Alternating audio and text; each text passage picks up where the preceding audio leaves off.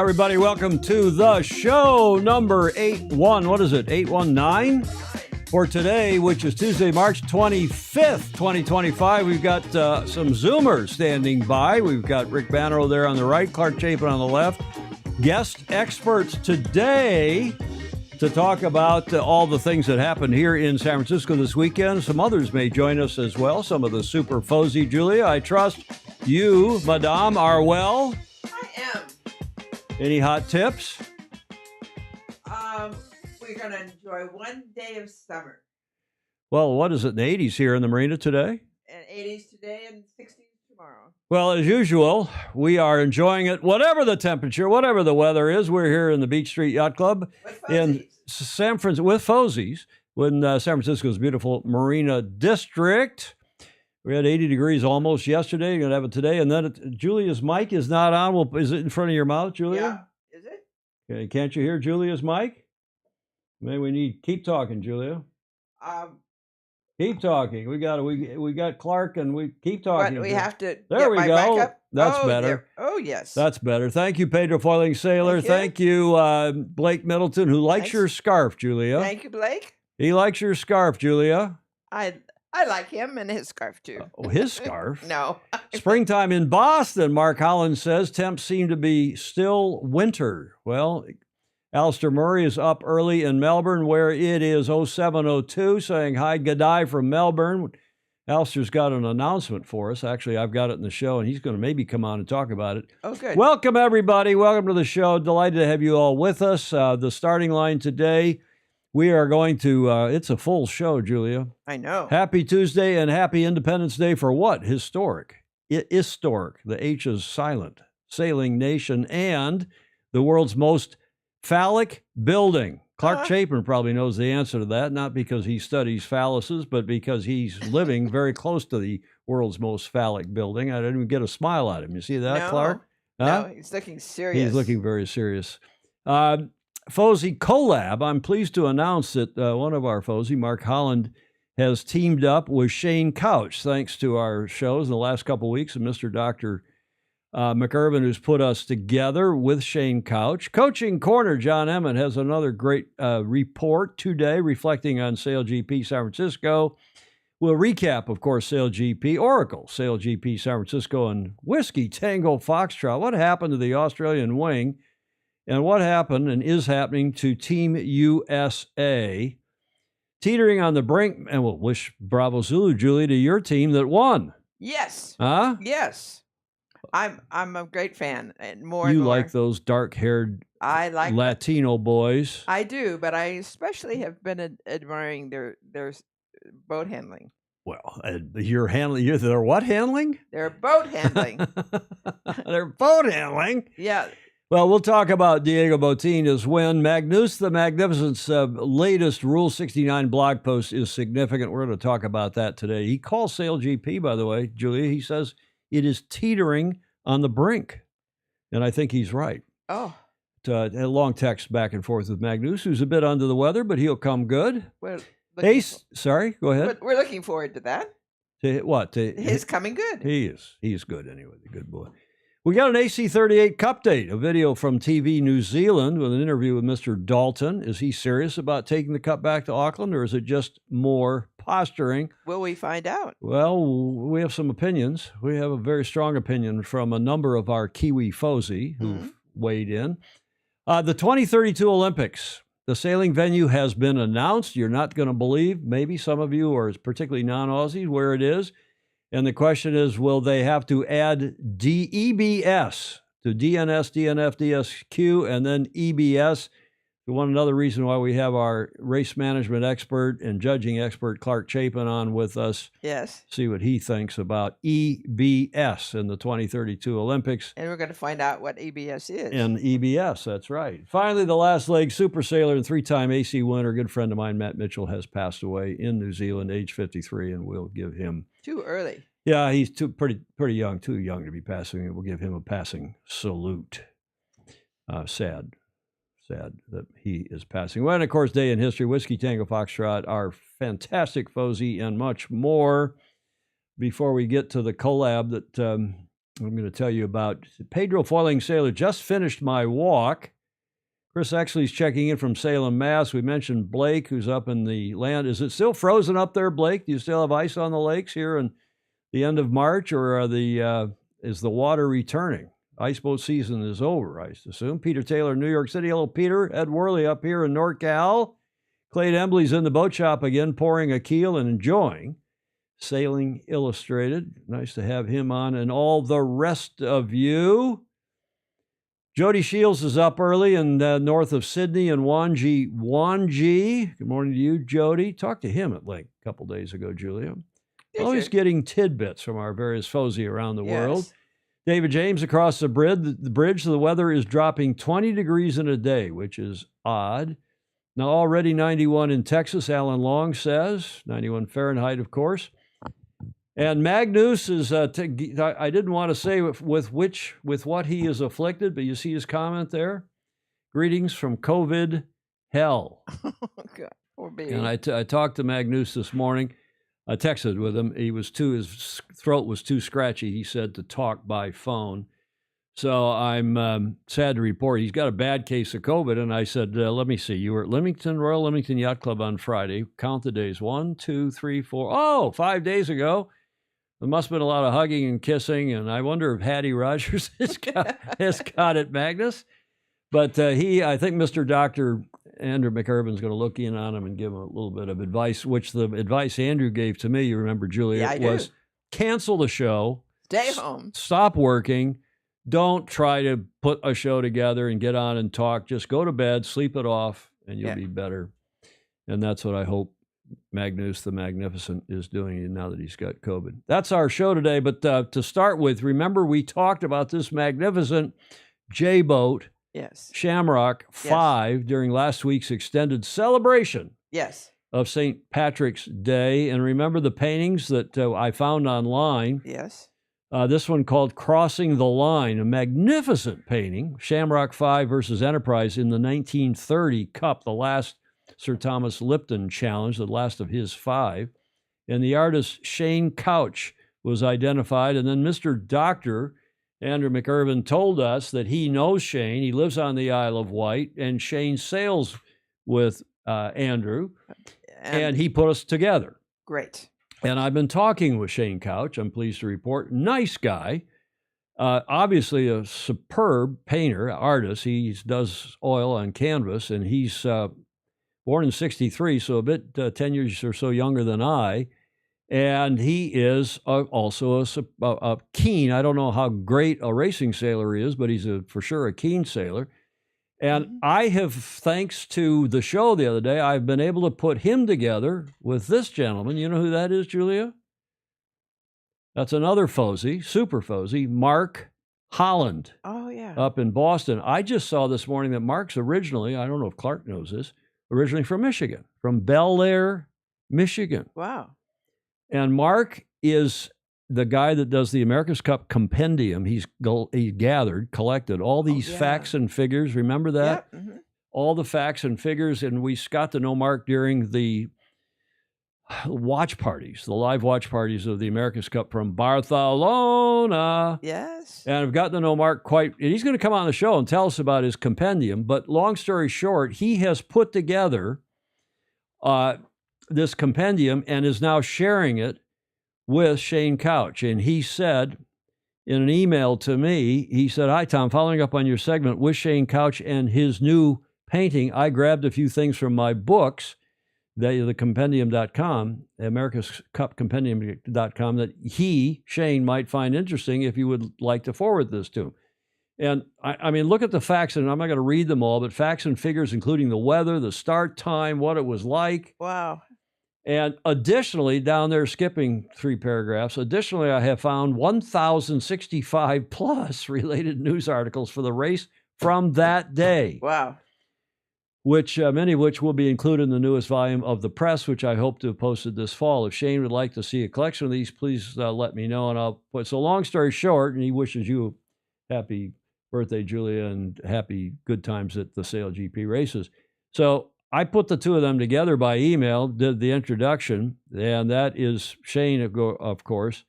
and ShaneCouch.com for those of you who are interested. And he wrote back and said, "Hi, Mark. Tom has kindly forwarded your email. I'm completely awestruck at the research you have done. Absolutely. I've just completed a study of all the J-class races in the Americas from 30 to 37 using the New York Times as prime reference, so you can imagine my excitement when Tom put me in touch. I'm particularly interested in the development of the parachute spinnaker in the J-class and trying to collect as much reference as possible to enable me to understand its shape and development. I'm particularly interested in the selection races that were often closer than the actual cup races. I've just completed 2 paintings for a recent exhibition that depict the battle between Yankee and Rainbow during the 1934 season, the trials prior to the Cup. See attached images. The first shows that the until now victorious Yankee leading the New York Yacht Club fleet into Newport, and the second, the actual selection trials. And of course, we have those. Oh, look at that. Beautiful Yes. paintings. And these are, large format, 30 by 40 inches. You feel the wind in that. Can't you? Mm-hmm. Good point. Just beautiful stuff. And there's there's actually during the racing. These are, again, paintings by Shane. And the two of them are in touch. And Shane went on to say, in June, I will begin a series of 10 paintings depicting the 12-meter contest for the America's Cup and would be grateful in any help you could offer. The project is part of a longer project to paint all the races for the America's Cup and done if the closer battles for selection. What? And done if the closer... Maybe done in. Yeah, okay. The closer battles for selection. Thank you.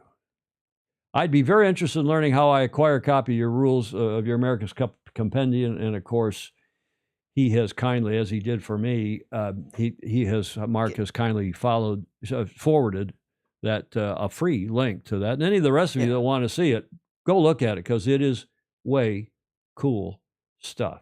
Julia called it. Thanks, Mark Holland. So let's go to Rick straight away. Rick's got a comment. Rick, welcome to the show. What's your view on all this? Rick Bannerow? Why don't we have any audio from you? Are you muted or is it my doing? Sorry, I was getting a double echo that I haven't solved. Is it solved now?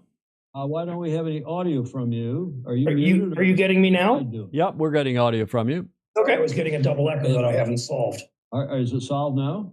Why don't we have any audio from you? I keep hearing myself 5 seconds later. Yep, we're getting audio from you. Okay, I was getting a double echo that I haven't Okay, solved. one of them has a speaker. I'm only sending you audio back. Let me double I check. keep hearing myself 5 seconds Yeah. later. Getting audio from you. Okay, I was getting a double echo that I haven't Okay, solved. one of them has a speaker. I'm only sending you audio back. Let me double check. I keep hearing myself 5 Boy, seconds. that is terrible. It Okay, is. so we're going to get off of that. We'll try to solve that during a video. I'm sorry, we'll come back to you all when we get the audio sorted out, but we've got an audio problem, obviously. You're hearing audio from me, right, guys? There's Gordon Smith is on there now. We'll sort that out in a sec. We didn't have time in the Zoom looks frozen. The Zoom Yeah, does look frozen, it too. is. Okay, we got a Yeah. Zoom problem. We'll go back and sort that out in a second. And any other comments here before we press forward? Rick Bannerow says it is frozen. Okay, we'll go do some work on that in a sec. Hello, Fozy. Julie Aarons is saying it's just as beautiful in Cleveland, but still cold outside. Gordon Smith is getting on here with us, and we'll, again, sort that out. Sorry, guys. Josh Toza, whom we saw over the weekend at St. Francis Yacht Club. Howdy from beautiful Newport. Great to see you, Tom and Julia in San Francisco, but definitely glad to be back on the East Coast after... Why? You miss California? Oh. Come on, man. Uh, Julie Aarons is saying to... Rick. No. No. She's saying sorry that you have COVID, not to Rick, to Magnus the Magnificent. Oh, yeah. And Blake's congratulating you on your birthday. Bill Wingrove's on from Tampa, Florida. Morris Stevens, you have perfect audio. Okay, well, the guys on the Zoom don't. We'll fix all that. And greetings from Greg Phillips on the Gold Coast, where we're going to tell you about the Olympics 2032. And we'll sort all this out in a moment. But long story short, these two guys, we've got our first ever, Julia. Yes? Well, maybe not our first, but our first super collab, as the kids would call it. Not a collaboration, but a collab. A collab. You know what that is? Collaboration. That's when a couple of these kids that are on, how do I put this delicately? that are on one of these apps that you pay good money for to watch them do things Oh yes. that are not proper for a family show? Yes. Hmm? Hmm. And then a couple of them will meet each other and then do a collab. Oh wow. Oh, wow. Oh. Whee! Huh? Yeah. Okay. So we're not going to talk about that. But No, we're not. these two gentlemen are doing a collab, and we're looking forward to hearing In both their own definition. in their own definition. Not the kids' definition. I don't think they're going to get together and have sex, in other words. You want to give a finger shake for that? Yes. Okay. Okay, you can give that. I'll take that one. But suffice to say, we're delighted to have the two of them put together. Thanks to Sailing Illustrated. Thanks to Mr. Dr. Andrew McIrvin. And we'll push on here. Julia, What? what are we celebrating today? Oh gosh. I don't know. There's a flag there. Is that a Greek flag? It is. Bravo, Zulu, Julia. It's Greek Independence Day. Yes. And that's a significant yachting nation, of course, the home Indeed. of the Olympics way back when, the original Olympics. And embracing autonomy, Greece's journey echoes resilience, embodying a spirited quest for self-determination and the triumph of sovereignty. Greek Independence Day is the perfect time to... You have a Greek flag here at the Beach Street Yacht Club, Julia? No. We'll have to pick up a Greek flag when we're picking up some baklava from the local bakery. I had a whole tray of flags in front of me at the yacht club, and I only There took was one. no Greek flag there, though. No. There was no Greek competitor in Sail No. GP. The important holiday marks the day in 1821 when, after 400 years of rule, by whom? Who was ruling Greece in those days? It must be the Come Holy on. Roman Empire. No. No. After the Roman Empire. The Ottoman Empire. Oh, the Ottoman Empire. Yes. See that? It's all the answers are on the slide. Greece began to revolt against the Ottoman Empire. Greek Independence Day is significant not only to residents of Greece, but is also celebrated among the Greek diaspora around the globe. The day honors the nation's role in history and its contributions to Western culture. Now, where is the biggest, Julia, Greek population outside of Athens in the world? I just saw it. That's right. Good. I'm glad to see you're reading ahead. Many around the world share in this celebration, but outside of Greece, thousands of Aussies also revel in the day. From 1952 to 71, the Australians allowed Greeks to migrate to their country after World War II, and the Civil War left Greece economically and politically unstable. During the peak of this migration, over 160,000 Greeks lived down under, and especially in Melbourne. And how do I know that? Because I took actually the late great King Constantine, Oh yeah. His Majesty King Constantine, to Melbourne to the Grand Prix 1998, I think it was. Wow. 97. I took him there because I knew there were all the Greeks, and he has a school there, had a school of which he was patron. Uh-huh. So he took His Majesty there as a guest of West McLaren Mercedes. And the biggest problem we had was finding a driver for him. We interviewed three different... Because they didn't speak Greek. No, they all spoke Greek. And, we asked for people who were Greek and spoke Greek. And so the first one, you asked them, are you a royalist or a socialist? And he said, I'm a socialist. I said, okay, forget him. And the next guy said, well, I could go either way, royalist or socialist. I said, well, if you had the exiled king of Greece in your car, what would you do? And he kind of thought for a minute. He said, well, I think I'd probably kill him. I said, well, I guess we won't have you as the driver. I didn't say, excuse him. And the next guy, third guy, finally was a royalist and a nice guy. And he was the king's driver in Melbourne, Australia. Wow. So nice. Alan Long says, one hears Greece is Helpful and Son collabs. Clark knew it was the Ottomans. Mm-hmm. Yes, and I should have too. Okay, Julia. Now, for extra credit, do you know who this gentleman is? Does anyone know on the chat or otherwise? That is Demetrios Ypsilantis, No, don't know. who lived from 1793 to 1832. He was, along with his family, his brothers and his dad and so on, a hero of the Greek War of Independence. Ypsilanti. You got it. Say it again. Ypsilanti. And where's Ypsilanti? In the famous state of Michigan. Exactly. And what is famous about Ypsilanti, Michigan? I don't know. No, we haven't gotten to Lord Byron yet, Gordon Smith. the historic Ypsilanti Water Tower. That sits on the Summit Street, in the highest point of Ypsilanti, Michigan, which is just east of Ann Arbor, where I grew up, and just west of where Clark Chapin currently lives in Plymouth, Michigan. And there is Ypsilanti in the southeastern. That's where Willow Run Airport, where they built a bomber an hour during World War II, by the way. Wow. And there is a bust of Demetrios Ypsilantis, and Clark Chapin is saying in the chat, was TFE born there? And yes, indeed, I was. So that's how I know about that statue and that water tower and being a Greek town. I thought that's why it was famous. No, it's famous because of the water tower. The tower has long been a source of humor for comedians in all over, but particularly the Ann Arbor, Ypsilanti area, for its phallic shape, Julia. You're big on phallic shapes today. Okay, you can wag your finger. This is off of Wikipedia. It has been nicknamed the Brick Dick. I know. An urban legend holds that the tower will crumble if a virgin graduates from nearby Eastern Michigan University. In 2003, the Cabinet magazine ranked the tower as the world's most phallic building. So now, there you go, Julia, as promised in the show notes. Yes. I told you we'd talk about the world's most phallic building. Okay, David James, let's bring us back to some sense of civility here. There are some decent Greek restaurants in Melbourne. Indeed, there are. And in Ypsilanti, Michigan, by the way. A couple of radar domes, and they could sell tickets, Gordon Smith. Okay, Clark's wanting to comment, but I don't want to risk the audio yet. We'll get that fixed here during a break. Clark's he's got his nose, his hand in his chin, like, why is Eamon going off about all Yes, this why stuff? is he going off? Well, because I have, we had to celebrate something today. Might as well be. Greek Independence Day. We're also celebrating, of course, all the FOSI. We appreciate very much those of you who contribute to us via Patreon, patreon.com/join/Sailing Illustrated. And just those of you who come on and watch the show regularly, and those of you in the chat, because that's what makes it fun for all of us. We appreciate it very much indeed.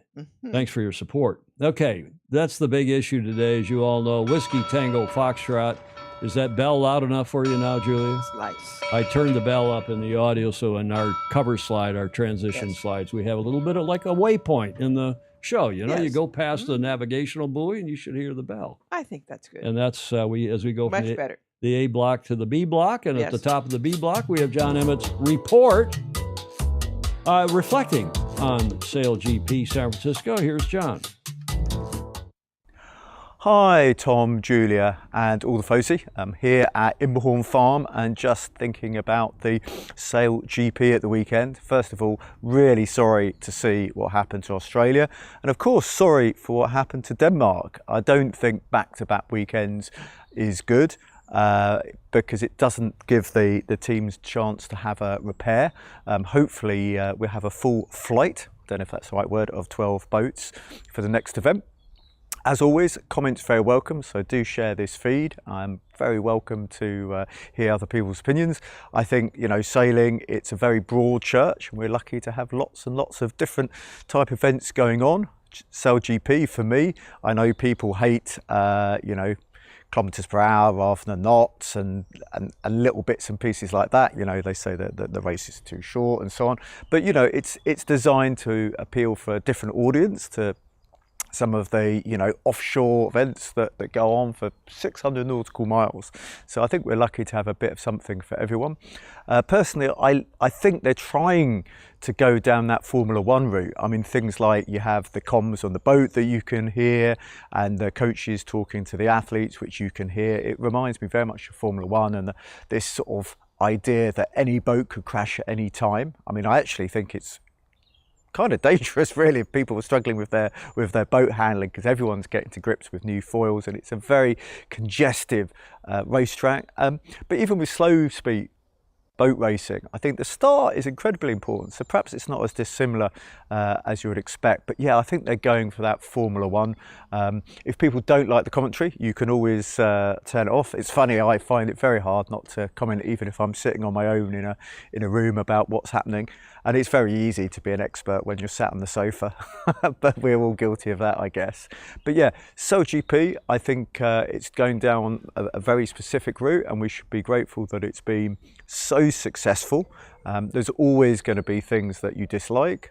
Personally, I wish they would show us at least 75 seconds before the start, because actually, in my mind, that's very much when the race starts. But this circuit is growing and growing, and we should be very thankful. And I just simply think it's good for the sport. I mean, other than an Olympic Games, it's hard to think of an occasion when you have that many Olympic medalists doing a regatta.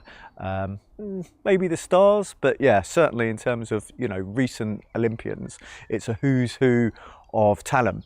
But whenever we talk about the drivers, and again, not that keen on the word driver, but there we go, we need to remember there's a whole team behind them. And I don't mean, you know, 3 or 5 other people on the boat. I mean all the shore team and everything that's going on in the background. But personally, I can't wait for the next Sail GP, and I hope you'll join me in watching it live. I think it's one of the few sports part of sailing's a sport that I watch live. Typically YouTube, they have over 1,000 people watching live, which compared to a lot of other sailing events, you know, that's something which is absolutely amazing. So yeah, I'm a big fan of Sail GP, I make no bones of that. So hopefully catch you on the show, and if you haven't done so already, another reminder, please do share. Sail fast, sail safe, and enjoy your sailing.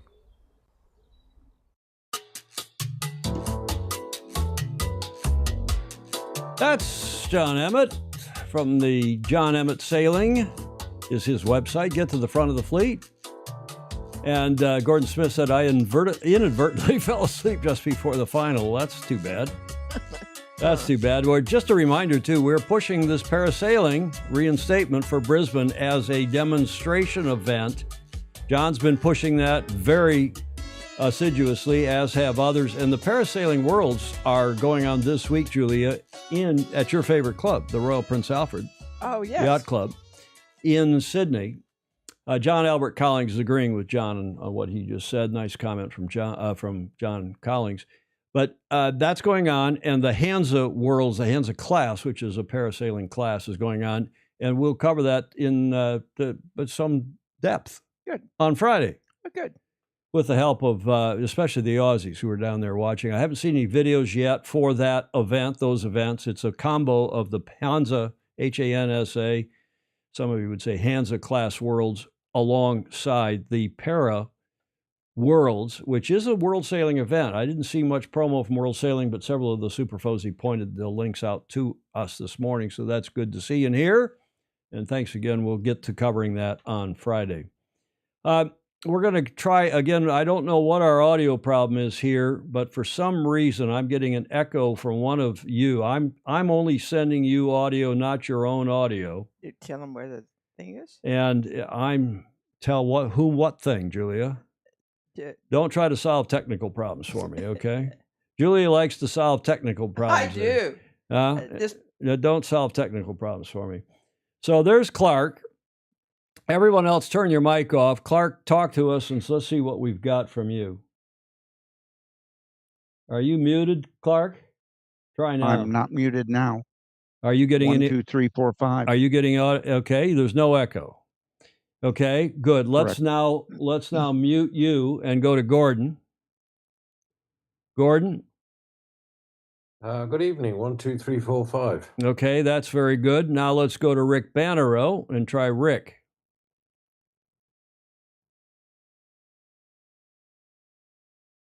Rick's not on Zoom. Okay, maybe that's why the problem went away.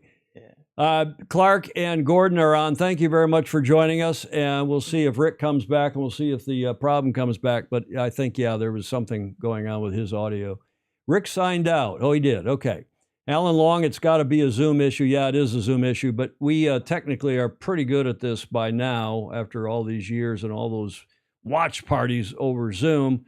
We've got Clark. There's no Rick. Okay, we'll go back to that in a second. But Clark, can you come back with us? How so? Okay, good. So we've got Clark here, and we've got Gordon Smith, and we're going to look now at what's going on with and what went on. I said Whiskey Tango Foxtrot, because the event here is, Rick says he's not a problem. I hope you're not a problem, Rick. Okay. let's talk about what went on. And of course, this was the picture that that some people woke up to and just freaked a lot of us out when we saw this happening. Julia and I, as you know, we were sitting in the catbird seat up in the upstairs dining room, the main dining room at St. Francis Yacht Club. Julia, that was a great place, great was. setup we had. Perfect. Looking straight out on that so-called, we'd call it a jibe mark, but SailGP calls it the speed mark, where they come flying across from Right. the starting line, which is halfway out to the north of us across the bay, not even that far. And then they round that mark, turn downwind, and go to the gate down by Alcatraz. We showed you all those courses on Friday. But I want to go back to Saint-Tropez in 2013, because what we saw here when Tommy Slingsby lost his rig on Sunday in that first fleet race, was it the first fleet race or I think it was the first one, but when maybe it was the second fleet No. race. Maybe it was the last fleet race. It It's was the last fleet race. Yeah. Fleet Race 7, when he dropped his rig. But do you remember Saint-Tropez in 2013? Remember that madness? Is a complete and utter disaster for the New Zealand team right now. It looks like everyone's accounted for. There's Peter Burling assessing the damage. And Stevie, that is the operative word, damage.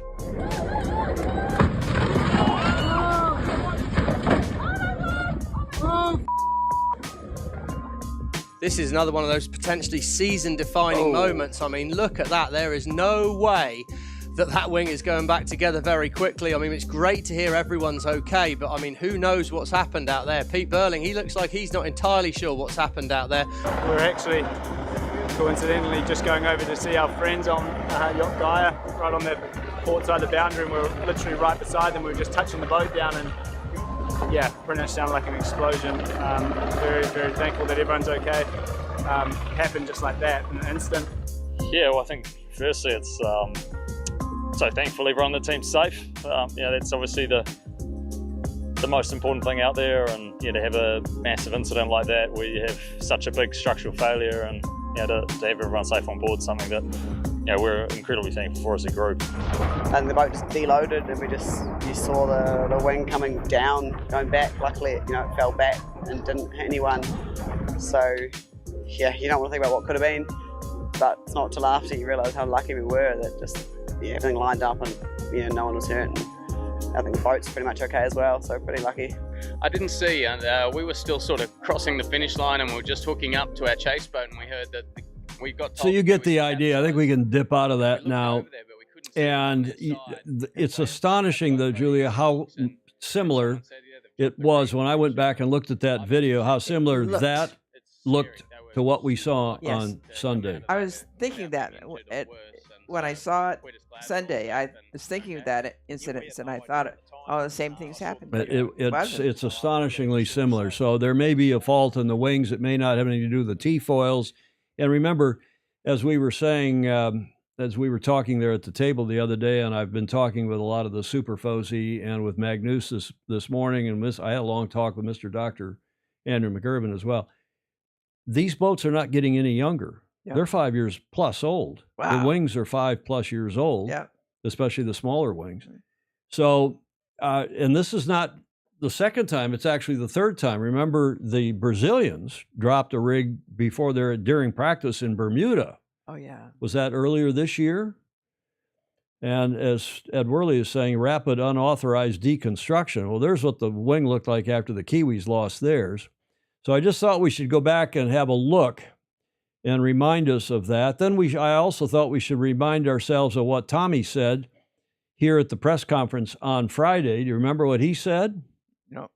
Slingsby says, it takes bravery to race in San Francisco's extreme conditions. Yes. And of course, the conditions weren't even that extreme. I mean, it was maybe 15. Yeah, 16. I don't know what it was. Maybe there was a puff a touch higher when Tom came swinging in there from astern of the Italians and the Americans. But we've got videos from all different angles, and we'll show you that.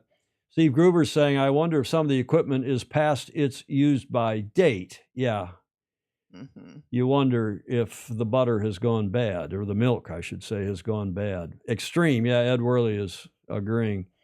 So let's start looking at some of these. I've gathered all the videos. And by the way, not just the videos that SailGP sent out, other videos from other angles, from other friends and people who are on the water and so on. Let's look at this first one, which is from the perspective of being on the Australian boat itself. Have a look.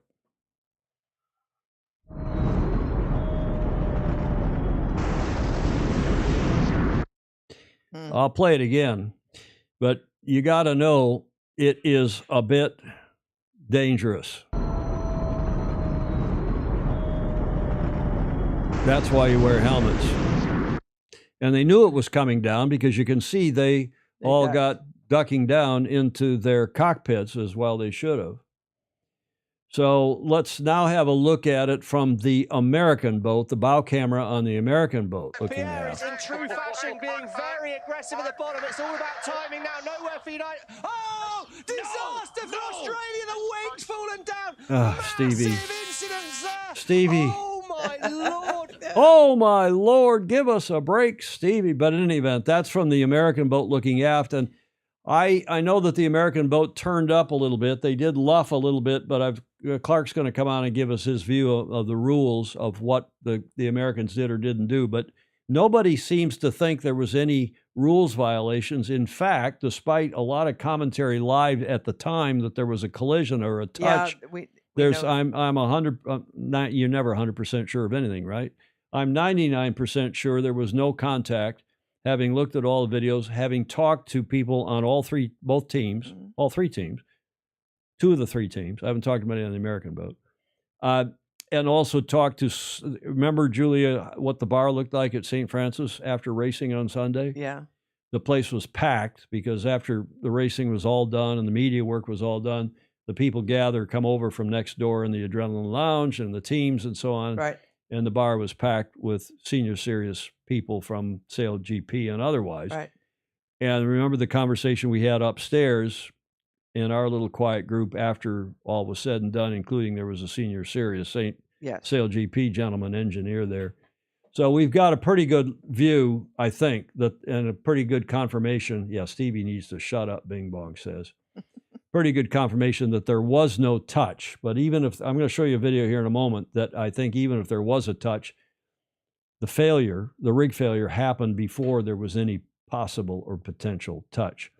Okay, you ready to look at it now from the bow of the Italian boat? Here we go. Very aggressive at the bottom. It's all about timing now. Nowhere for United. Oh, disaster for Australia. Oh, I got to turn that down. Jeez.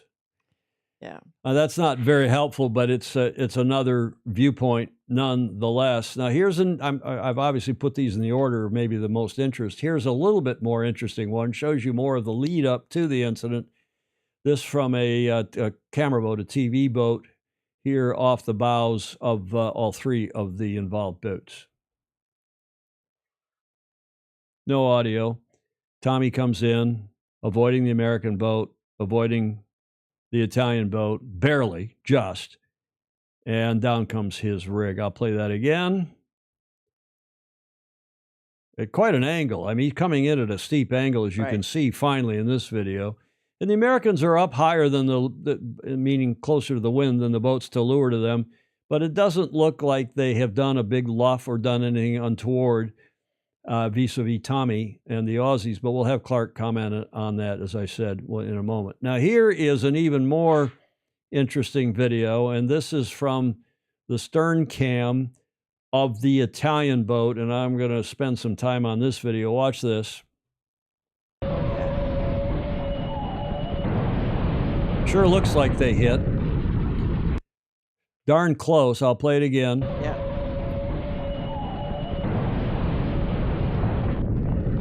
And it's amazing they didn't knock the rudder off, the port rudder, what in this case, the left side rudder of the Italian boat. And I'll play it again, and I'm going to do it in stop motion. John Collings agreeing with me that the stern camera of ITA was good. So here it is. Now I'm going to do it frame by frame. So all of you get your eye. I see Clark is right up against his screen now. There you go, Clark. Get right up next to that screen so you can see it. Frame by frame. Watch the middle of the mast when you can see the Canadians, the red sail, the red wing through the middle of their lower middle of the mast, because you can see the mast start to go out, the wing start to go out of column, the wing strut in the front of the wing. There's still, the mast is in column, still in column. The hull's getting close, and a good thing the hulls are tapered the way they are toward the bow, because they just fit underneath of the Italians. As the Italians now start to foil, they lift up out of the water. Mast is still intact, the rig, the wing, on the Aussie boat. And I think in the next push of the button, still not yet, watch the middle of the gaposis between the wing strut and then the wing, the aft part of the wing. Starting to see a little daylight there, not necessarily, maybe. And by the way, they haven't dropped the Traveler or eased the main sheet, let alone. The Traveler's been down this whole time. Now, the middle of the mast, to my eye, is starting to fail. I'm going to back it up. Watch the difference between that frame and that frame. Okay? Yeah. Now watch this.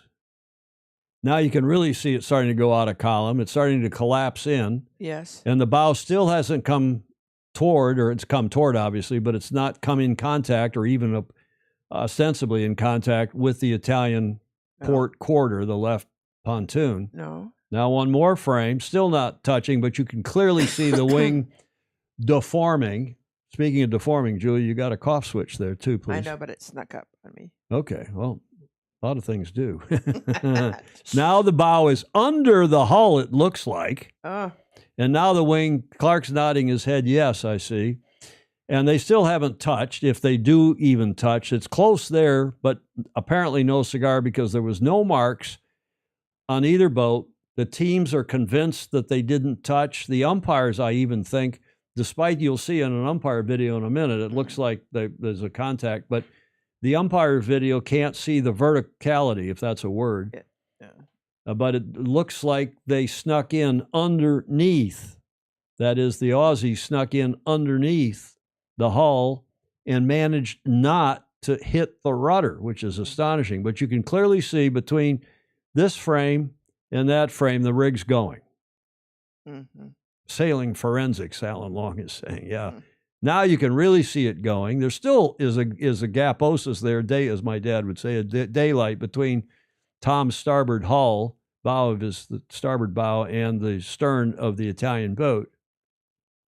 I wouldn't have put my hand between ITA stern and the Aussie bow. No, I don't think you could have put it between there, Clark. I think you're right. But you can clearly see the wing is deforming. Now it's really deforming. There's still a gap there. In fact, the gap is increasing as the bows are out of the water. So my theory that their bow went down and then caused the wing to fail, I think that's not true, because I think the wing is already failing, and Clark is nodding his head yes. And Clark and I were texting early last night or maybe this morning, and he's saying, no, I think the wing failed, and that's why the bows went into the water. That's why they went off the foils. And there you see the wing is failing, the boat is slowing down, and the Italians are, in fact, pulling away. Yes. See that? Uh-huh. Frame by frame now. Yeah. Sorry, I'm going backwards. That's why they're pulling away. Let me go forward. I gotta say, it looks like they're back. That was coitus interruptus, Julia. Here we go. Now there's the failure. There's more failure, and it's astonishing they didn't hit the rudder. But thanks to the failure, they probably didn't, because I think as Clark's pointed out, they slowed down, and now they come down into the water and stop. Well, of course they stop, but they got their bow tucked right in under the Italians and managed not to hit the rudder. Amazing. There it is, and you can see the rudder now through the grid there in the back. Israel Boss. They're trying to get block that crouton, would you, Julia, in the chat? Was it damaged in transit from L.A.? Well, we're going to talk about that a little bit, Magnus. So there it is. The wing comes down. The Italians carry on.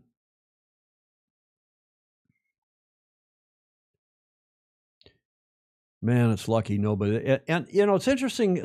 Some of you who are carbonologists who know more about the engineering of this than I, but Clark is saying it's hard to do non-destructive testing on a graphite structure like that if ultrasound doesn't work. Well, a lot of you were surprised that there weren't more shards. They're wondering if there wasn't indeed a fault leading up to this, internal to the rig. Look at that. Oh, man. I don't think the jib was breaking. I don't think the forestay broke. There is no backstay on these boats. There is no, like on a Hobie Cat or something, where you've got forestays up to either corner of the bow that interfere. I think the rig collapsed. I think there was a failure in the rig.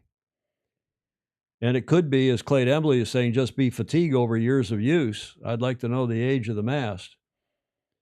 Okay, well, I'm going to go back now and play that in real time for you.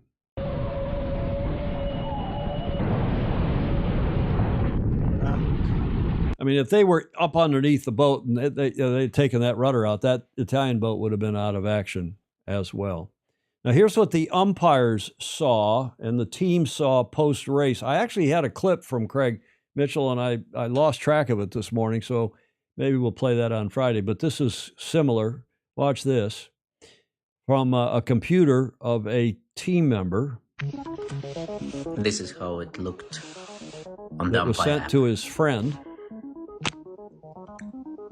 This moment when Australia's wing collapsed,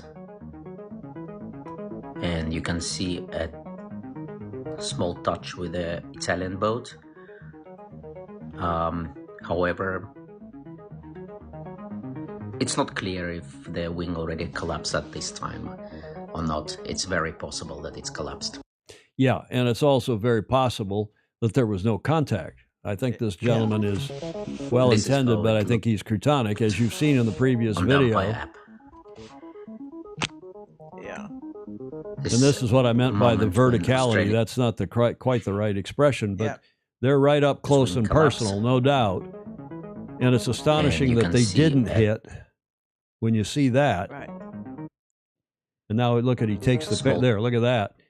It sure looks like they touched, but the truth is, and this also helps, I think, all of us understand that they didn't touch, because the hull of the Italian boat is actually over the top of the Aussie boat. Mm-hmm. Somebody was talking about the fact that the stop itself was the force that... and I said that on Sunday, and I think I was wrong. Really? I think, and I think Clark, and we're going to get Clark on here in a sec, but I think he's right when he points out, and as we just saw in that previous video, that the wing had already collapsed before the boat stopped. The collapse of the wing is what stopped the boat, not the other way around. So there it is, this video. Now, let me back it up and set it up for you. Now we got the real video, I think, that shows you the whole situation. Tommy's approaching from way above and almost at 90 degrees to both these boats. Watch this violent turn.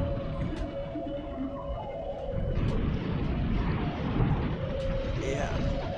And that, I think, ladies and gentlemen, let me back it up. Hold on here. Don't get carried away, Tom. Let's back it up again. Show it real time. I mean, he's a 90-degree turn. Yeah. This is a crazy Ivan. Okay, we'll back it up and go through it without dragging this out too much. This is what none of us saw on any of these other videos. I mean, he's crossing his wake. Tom's crossing the Italian's wake almost at 90 degrees. Mm-hmm. He's not being luffed by the Americans. He's shooting the gap. He should have ducked the Americans. I don't know what's to the port, the left side of the Americans, but Tom did not want to be in the second row, obviously. There's boats ahead of him. Had he ducked the Americans, had he gone astern of the Americans, he would have been in the second row of whoever was ahead and to leeward of the Americans, no doubt. Mm. So there it is, frame by frame. Plenty of room, no big luff from the Americans, but the gap is closing. Not so much because, well, the Americans are coming up a bit, we know, relative to the boats astern of them. We've seen in the other videos. But the Italians are also coming down because they got to make the pin end of the starting line. Yeah. And Tom has nowhere to go. But irrespective of that closing gap, that doesn't look like the Traveler goes down. The Traveler's still centered on Tom's boat. Yep. See that? The wing is there. Mhm. And it does look like they dropped the wing, therefore somewhere eased the main sheet, so they lost the aft tension on the rig. Yeah. Look at the bow lift happening mid-turn. Yes, good point, Jody Shields. Mhm. Lots of load. See, and the boat is what they call racked. Racking is when the boat twists like this. One hull is up and the other's down, or conversely, the port hull is up and the starboard. That's called racking in catamaran language, or in yacht. In fact, it happens in monohulls to a degree too. But watch, good point. Yes. And based on that turn, the wing backwinded. That's also a point Baton Rouge, Batten Kennan is saying. Mhm. And I've heard from other engineers, in fact, an engineer told Magnus the Magnificent yesterday that what was happening at this, can you zoom in on that shot? No, I can't easily, Jody, sorry. But I will for Friday's show. But what Magnus is saying is that at this point, clearly the Australians are in the wing wash of the Italians and maybe also of the Americans. So there's a lot of turbulent flow here around their wing, and there is a concept in aerodynamics, again, Clark maybe can explain this, or any of the rest of you, of flutter, which is a vibration of a surface of a wing. Well, that's what happens, Julia, over here in the bridge when it sings. It's fluttering, caused by the wind from a certain direction. And there are some people who think, even this relatively light wind, that this wing started to flutter because of the airflow coming off one or the other of these boats, or both. And that's what caused the wing to fail. Because it lost power. Well, not because it lost power, because of the harmonics, because of the flutter, because of the dirty air coming off the boats. I'll let Clark exchange it better. Hi, Ted Ryman, just joining us. But there it is. And maybe, I'm not an aerodynamicist, or let alone an engineer, so we will see a bit of a Venturi effect. Peter Taylor is wondering. Yeah, Chris actually said it probably concentrated coming between the wind was concentrated coming between the Italian. That's a point too. There could have been a bit of a Venturi between those Yeah. two boats, between the Americans to leeward and the Italians to windward. Probably did happen too. So I don't know. A snapped hockey stick. Yeah, Larry Kennedy, who's a hockey player. In any event, there it goes. And as you can see from this angle, clearly it's going before there was any potential contact, or I should say clearly before. It was just before. Okay? Yeah. And when I was looking at it, it did look exactly like the one we've seen before. Yeah, exactly. And you look at how it collapsed, and kind of Yeah. the middle of the wing Yeah. looked like it was coming out to windward, and then the top of the wing went to windward. So, of course, the wing's got some dynamics too. Let's go to Clark Chapin and see what Clark has to say about all this. Commodore Chapin, the engineer that you are, retired from Generous Motors, fluid dynamicist, what do you think? Well, no, fluid dynamics wasn't my thing, but it would seem to me that, passing through the wing wash of the Italian boat would cause variations in the wind that and something of a could be something of a vibration that might have been the straw that broke the camel's that broke the camel's back, so to speak. Plastic straw or paper straw? Yeah. Well, if they made those out of high density polyethylene, like we make fuel tanks out of, that wouldn't have broken. But on the other hand, it'd be 4 times heavier, but it wouldn't have broken.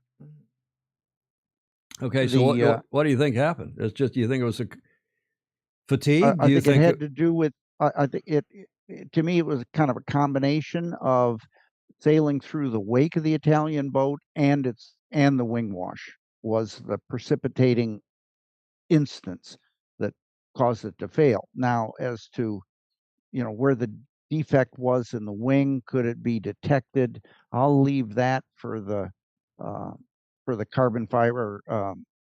Stingray might be a better source on that, about how you could detect that before an incipient failure before it occurs. How about the big turn, and how about the racking of the apparent racking of the hulls that Jody's referring to?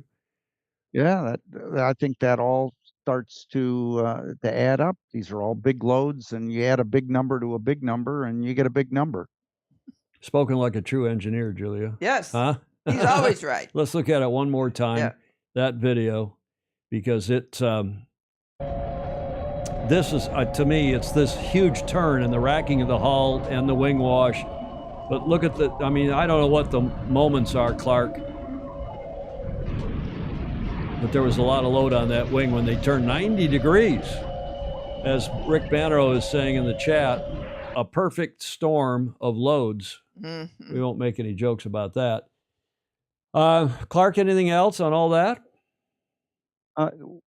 One of the interesting things is that the beginning of the fracture did not seem to occur where any of the side stays or struts were attached. It looked like it was in the middle of the section. And it's under a lot of compressive load. Once it gets a little bit out of column, away it goes. But it doesn't look like something that was anchored. It doesn't look like one of the anchors gave loose. It looks like it was a failure in the middle of the structure. Yeah, good point, because the mast is stayed by the forestay, the jib. I could go to an image here, but we'll just talk. We'll do bar karate as Jody and the gang down in that great podcast in Australia. Mm-hmm. Forestay is holding the mast up in front. There are two side stays that are swept aft, so they're actually DBA, doing business as partial backstays. And then there are two lower side stays that are helping to keep the mast in column. Now, one of those could have snapped. I don't think any of us know, except I'm told by the teams they don't think any of that happened. Yeah. And yeah, there's some load sensors maybe or maybe not on the boats, but they'll be able to figure that out and probably already have. But as Magnus the Magnificent said this morning in his super good Rule 69 post, did you read it? Not yet. No. You get it now, right? I do. Yeah. You subscribe. The other thing that he said is that it's amazing how quiet they've been. I mean, the boats are packed up. They got to get ready and get out of here, go to Rio. So they would have had to done whatever postmortem forensics already, and they would know, and maybe they'll put something out. Let's don't rush them. Yeah. Ed Worley's asked, who's also an engineer, was Oz out of position and late to the line, and that is why they came in at high speed and even more wing loading when they turned up hard? I don't know that, Ed. I haven't asked Tom, but I think that has been Tom's starting tactic, is to come in high and fast and then find a hole and zip through the hole. Roger Lockhart says the mast doesn't appear to drop as it would as the result of compressive load. Does the upper section move laterally shear from the lower half? Clark? Yes, I can agree to that. It got out of column and fractured. Yeah. Let's go back to Jody's comment here. He says he's watched every SailGP race since day one, and I'm convinced that these boats are racking. That, again, that description I gave you a minute ago, I'll put it on camera one just in case it wasn't completely. But the hulls, which are normally parallel, and you saw they went into that turn, and it looked like the one hull went up and the other's down, and hulls, especially on catamarans, do rack, and trimarans, and even monohulls rack to a degree. But it's a serious issue, as Jody is pointing out, that these boats are racking and the forestays are sagging way more since the T-foils have been introduced. And that could be. There's the other issue, Julia, and Yeah. Clark's nodding his head yes. There's a lot of thought that these T-foils are putting loading on the hulls unanticipated, or maybe anticipated, but not enough has been done in terms of remedial work on the wings and the boats to react to the additional load being put on the rigs and boats by the T-foils. Yep. Jody Shields also makes the point the old foils allowed the boat to slip or slide sideways during the maneuvers. These T-foils grip so much, and that's what the teams are struggling to sort out, different loads. And when you look again at the boat doing this turn, Yep. I was shocked when I saw this video. I was frankly shocked. I was how he was able to make this turn. Yeah. No slippage, very little slippage, and down it comes.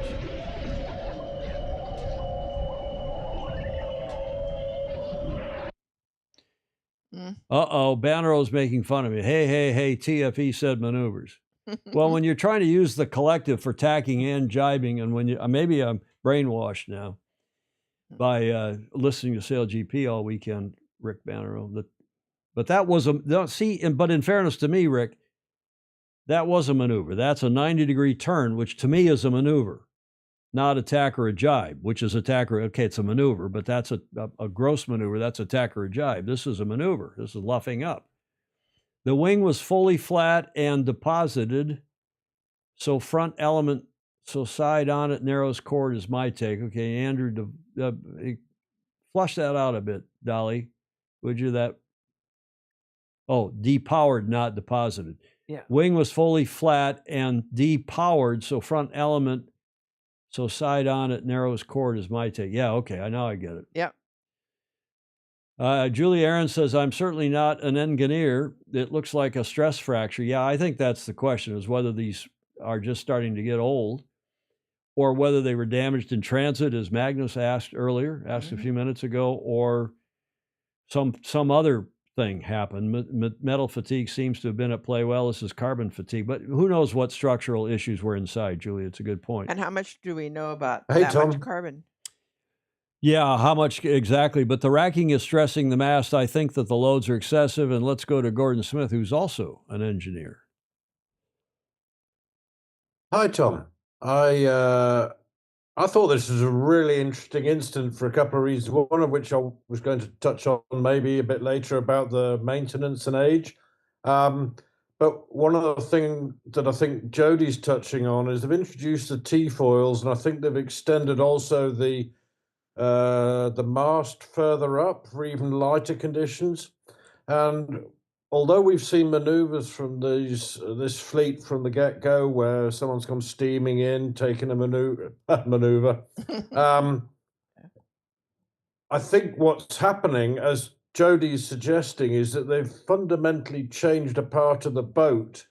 The whole boat is already under a lot of energy, and now they've introduced more energy through the T-foils, and they practiced and raced, I think, with the larger sails, and you're not sure exactly the effect it's going to have on the whole rig. So at the beginning of Sail GP, they have a design, they worked on it, they fiddled around with it before they started racing, and so they had experience beforehand, but now they've introduced the T-foils, and now you're introducing racing maneuvers, which may be putting more energy through the whole system. And I was interested that the sail collapsed to windward, and I thought, well, that could be the effect of Italy, the Italian boat.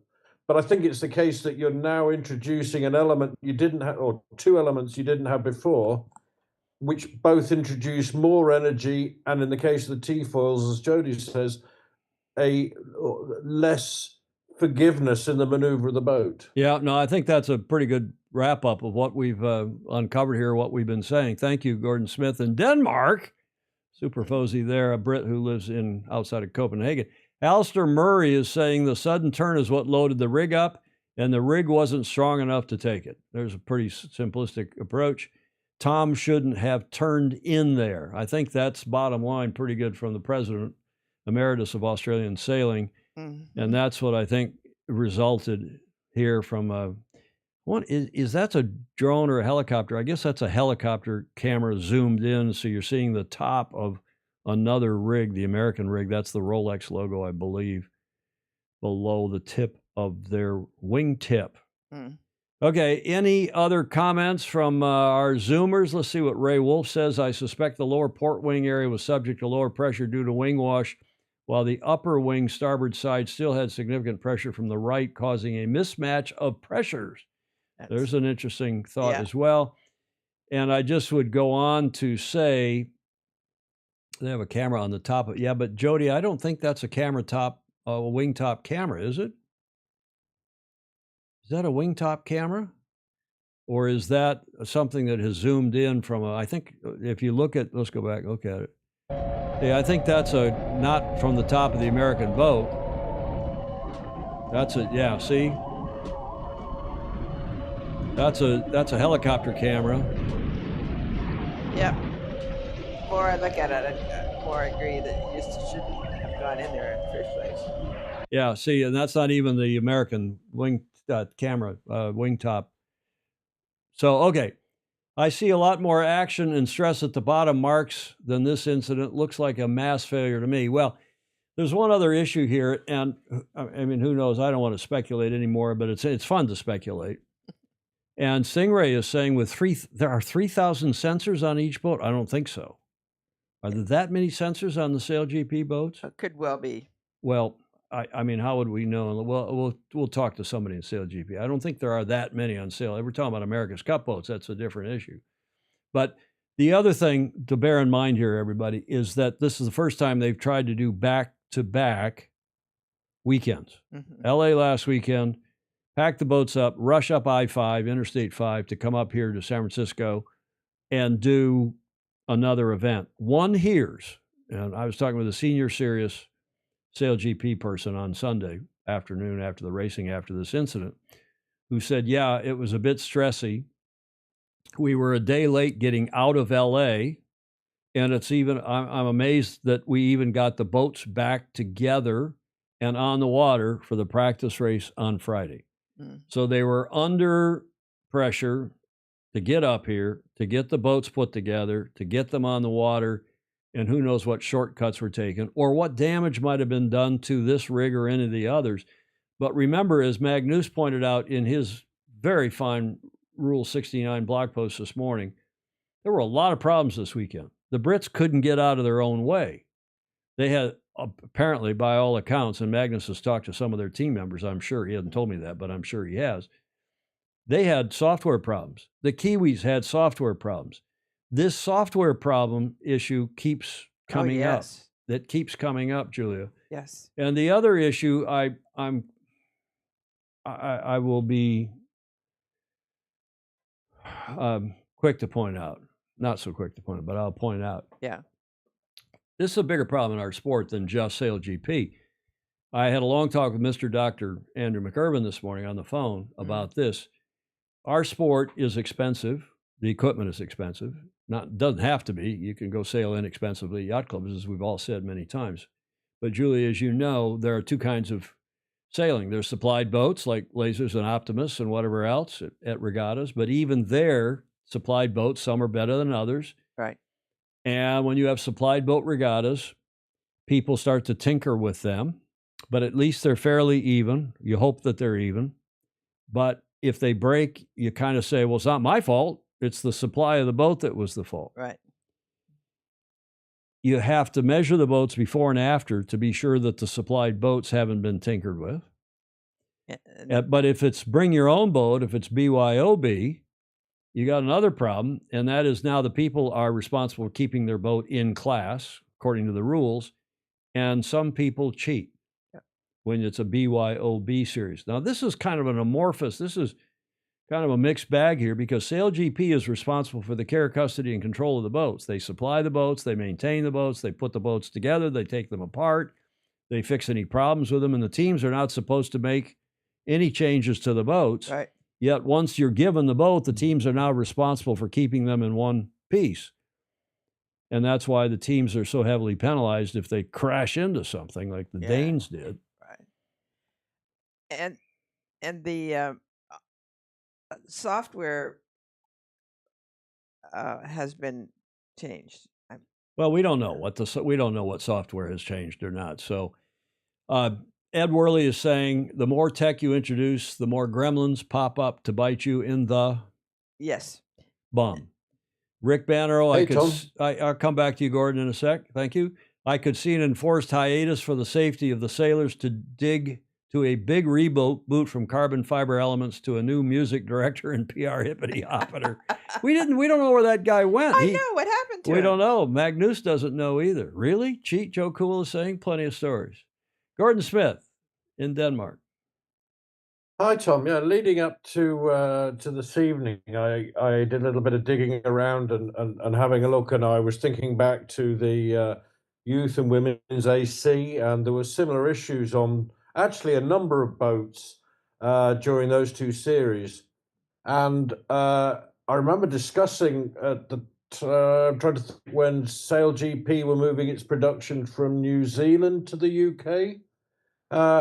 There was quite a question on why they didn't have more spare parts, why they didn't have a spare boat with the series, and I still think it's a valid question. Did you read Magnus's? Did you read Magnus's post today? I didn't have opportunity. No. Okay, well, have a look at it because he makes that same point. Gordon is that they're running sail to Russell's and Larry's everlasting credit. They've got this thing up and running. It's been going now for 5 seasons. Yeah.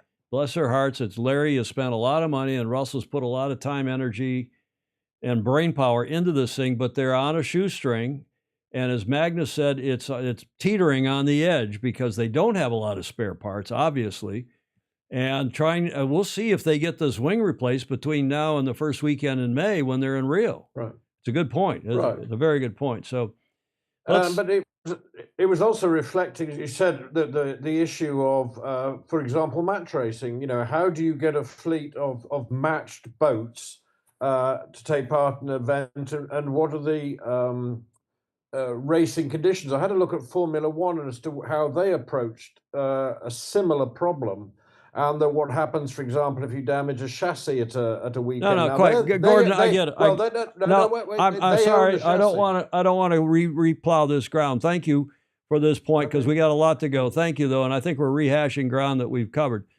Sail GP rushed, and I don't want to get off on the America's Cup and match racing because that's not what we're talking about here. We'll save that for another day. Thanks, Gordon. Sail GP rushed to get the 12-boat teams wanted for this season. Stingray is saying production of spares, etc., will follow. Let's let Clark Chapin wrap this up for us. Clark? One thing that it seems to me, given the similar nature of the fractures of these masts, they really need is some sort of non-destructive testing between the events that can somehow detect the incipient failures. And, when I was doing fuel tanks, we used an ultrasonic probe that could see voids or gaps in the plastic. If that won't work for these, then it might be. I'm sorry, something Clark. like I'm sorry. We can't talk about fuel tanks and probes. And I'm sorry. Here's the point. No. We know that you got. We know, Clark. We know, Clark, that they can do non-destructive testing. They do non-destructive testing. They have a budget issue. They can barely get these things from one point to another, let alone do non-destructive tests. We know there's all sorts of testing and stuff they could do, X-raying and so on, and so ultrasounding and so on. But they can do this stuff, and we all know that this is possible. And Jody Shields has so thanks, Clark. I'm sorry to cut you and Gordon off, but we're an hour and 15 into this, and we got a lot of other stuff to cover, and we can't go on talking about other stuff. I think they're a victim of their own success growth. I don't think even Russell would not have thought that they would need this many boats so quickly. And another point here is from Mark Holland. Regardless, the classiest move was the offer. I didn't know this, by the way. The offer by the French to allow Australia to use their boat to race in the final. I didn't know that. I didn't know that either. Clark, Gordon, any final comment? 1 15-second thumbnail from either of you? Oh, I just thought it was a very interesting repeat of a failure, but you're putting together boats that are racing in a way that they haven't raced before, and I think that's you're going to have these interesting moments. Yeah, exactly. Thanks, Gordon Smith in Denmark. Clark Chapin. Anything else? He's mad at me now for cutting him off. My old friend, whom I've known for 60 years, I think. Clark, good stuff. Gordon, good stuff. Thank you very much indeed. And you know, we could I'm going to cut myself off now because we could, yeah, Julia's giving me the finger wag because we could belabor this and go on and on and on. But there's now the liability issue. What if there's another failure? Good point, Clayton Embley, Alan Long. Well, that's back to Clayton's point about carnivals. And it is. I mean, Russell's caught between the budgetary issues and between trying to put racing on. And Stingray wants to say, can we at least mention Julia's boyfriend's Diego Botín and Florian? Okay, we're going to do that. I'm not going to play. Someday I'm going to meet him and be very embarrassed. You'd better. We're going to give you the whole wrap-up of what happened this weekend. It's an 8-minute video, but here goes. This is just day 2. Save you North Star Canada again are on the save money. You the longer What video. a start by Giles Scott and his crew. Great work by Sebastian Schneider and the Swiss team as they have now gone ahead of Canada. At gate number 2, the DP World Gate, it is the Swiss out in front. France now sits in 2nd place, and North Star Canada drops into 3rd. Okay, coming up. Oh, France, they can dive inside if they want. They put the foil down. I'm surprised. Oh, he's changed his mind. Late decision change by the French. They dropped the foil, then they lifted it again.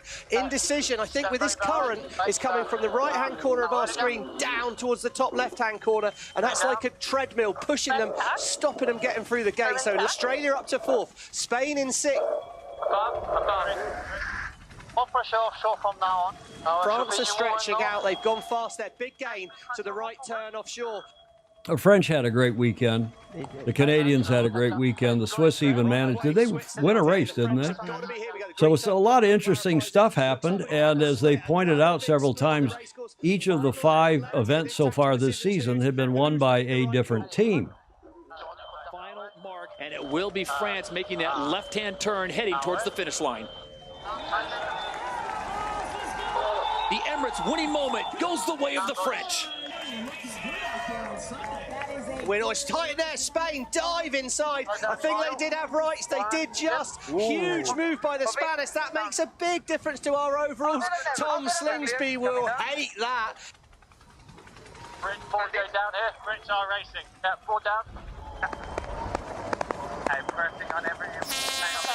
Oh, they're fast in the middle of the line. New Zealand, the black foils are going to have the quicker angle, but Spain, I think, will be able to hang on the inside. It's going to be. And I will say that sitting there at St. Francis, the place was packed both days. I didn't see it on Saturday, but by all accounts.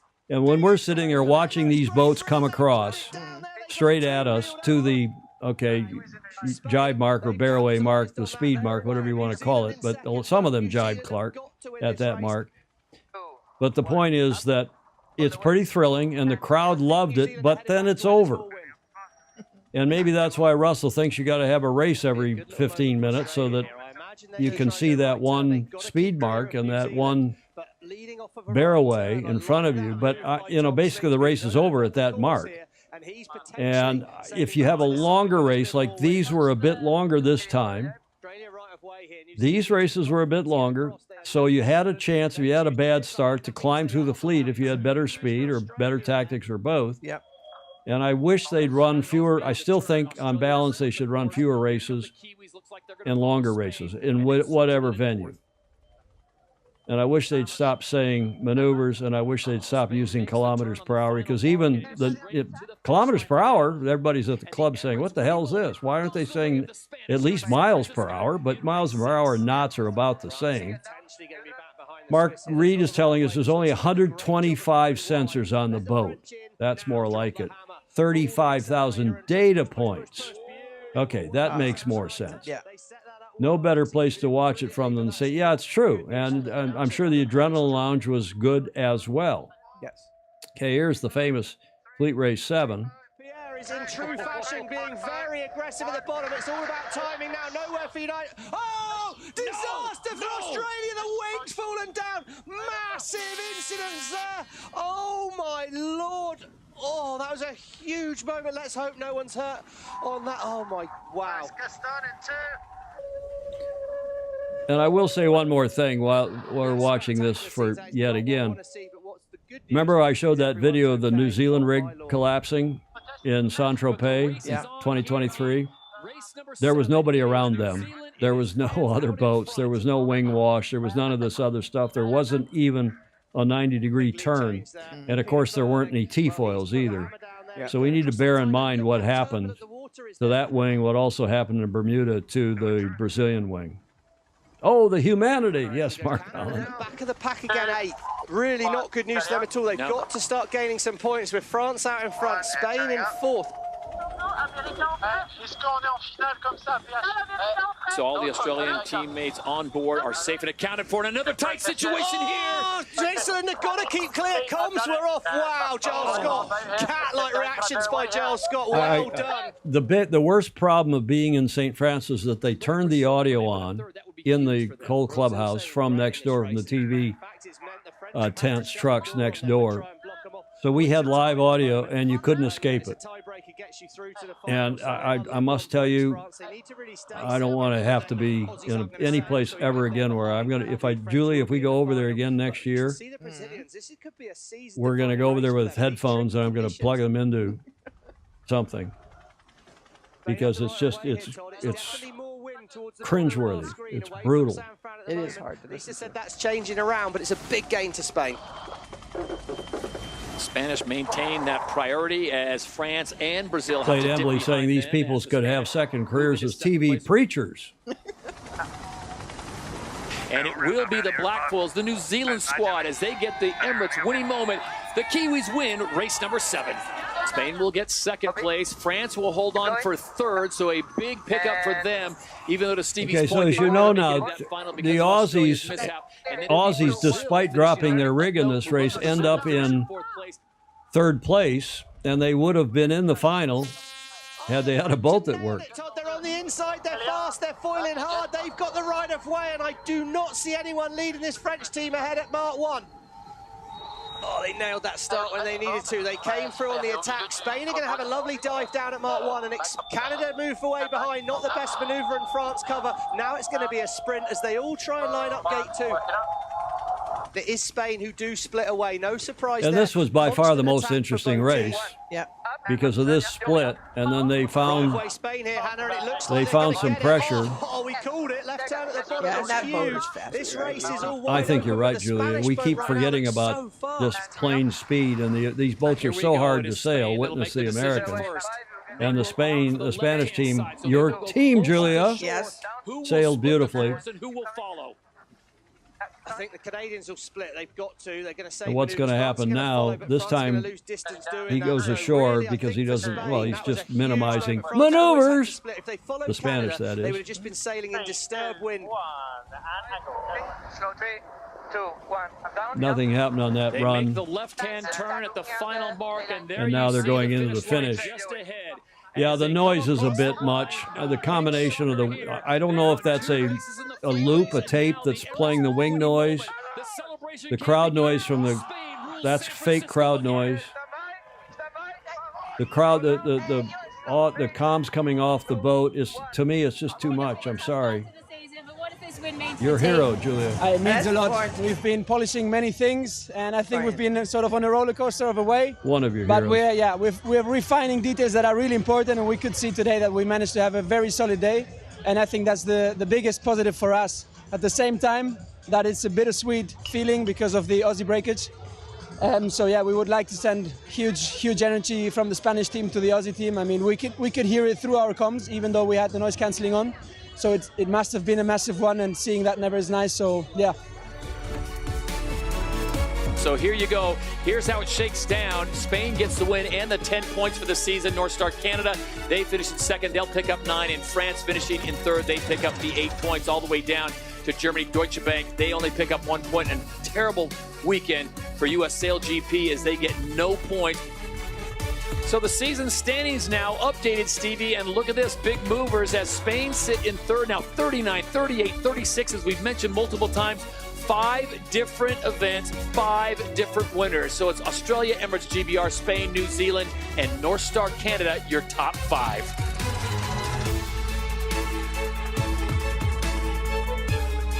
Okay, up comes the logo. That's on a black screen. Well, it is, but we're waiting for the logo. Yeah, Denmark drew even with the USA and they didn't even race. Gordon Smith is saying. Oh my goodness. So what about the U.S. team? I don't want to go into a big long harangue about this. I thought Magnus handled this very well this morning in his. I say this morning because I get it in my morning when I wake up. But in his post today on the Rule 69 blog on Substack, he's saying, I even feel sorry for these guys. What is one cool thing about this is showing how impressive the rest of the field is when you see guys who are as good as Taylor and the rest of the team struggling against the competition. When you see the Germans, when you see the Swiss, even Nikolai Sehested, when you see these guys struggle, or Nikolai's the Danish kid, when you see them struggling, you know how good the Aussies and the Kiwis and the Spanish and the Canadians are. I mean, it's not that the U.S. team is snake bit, Julie. They're just not as good.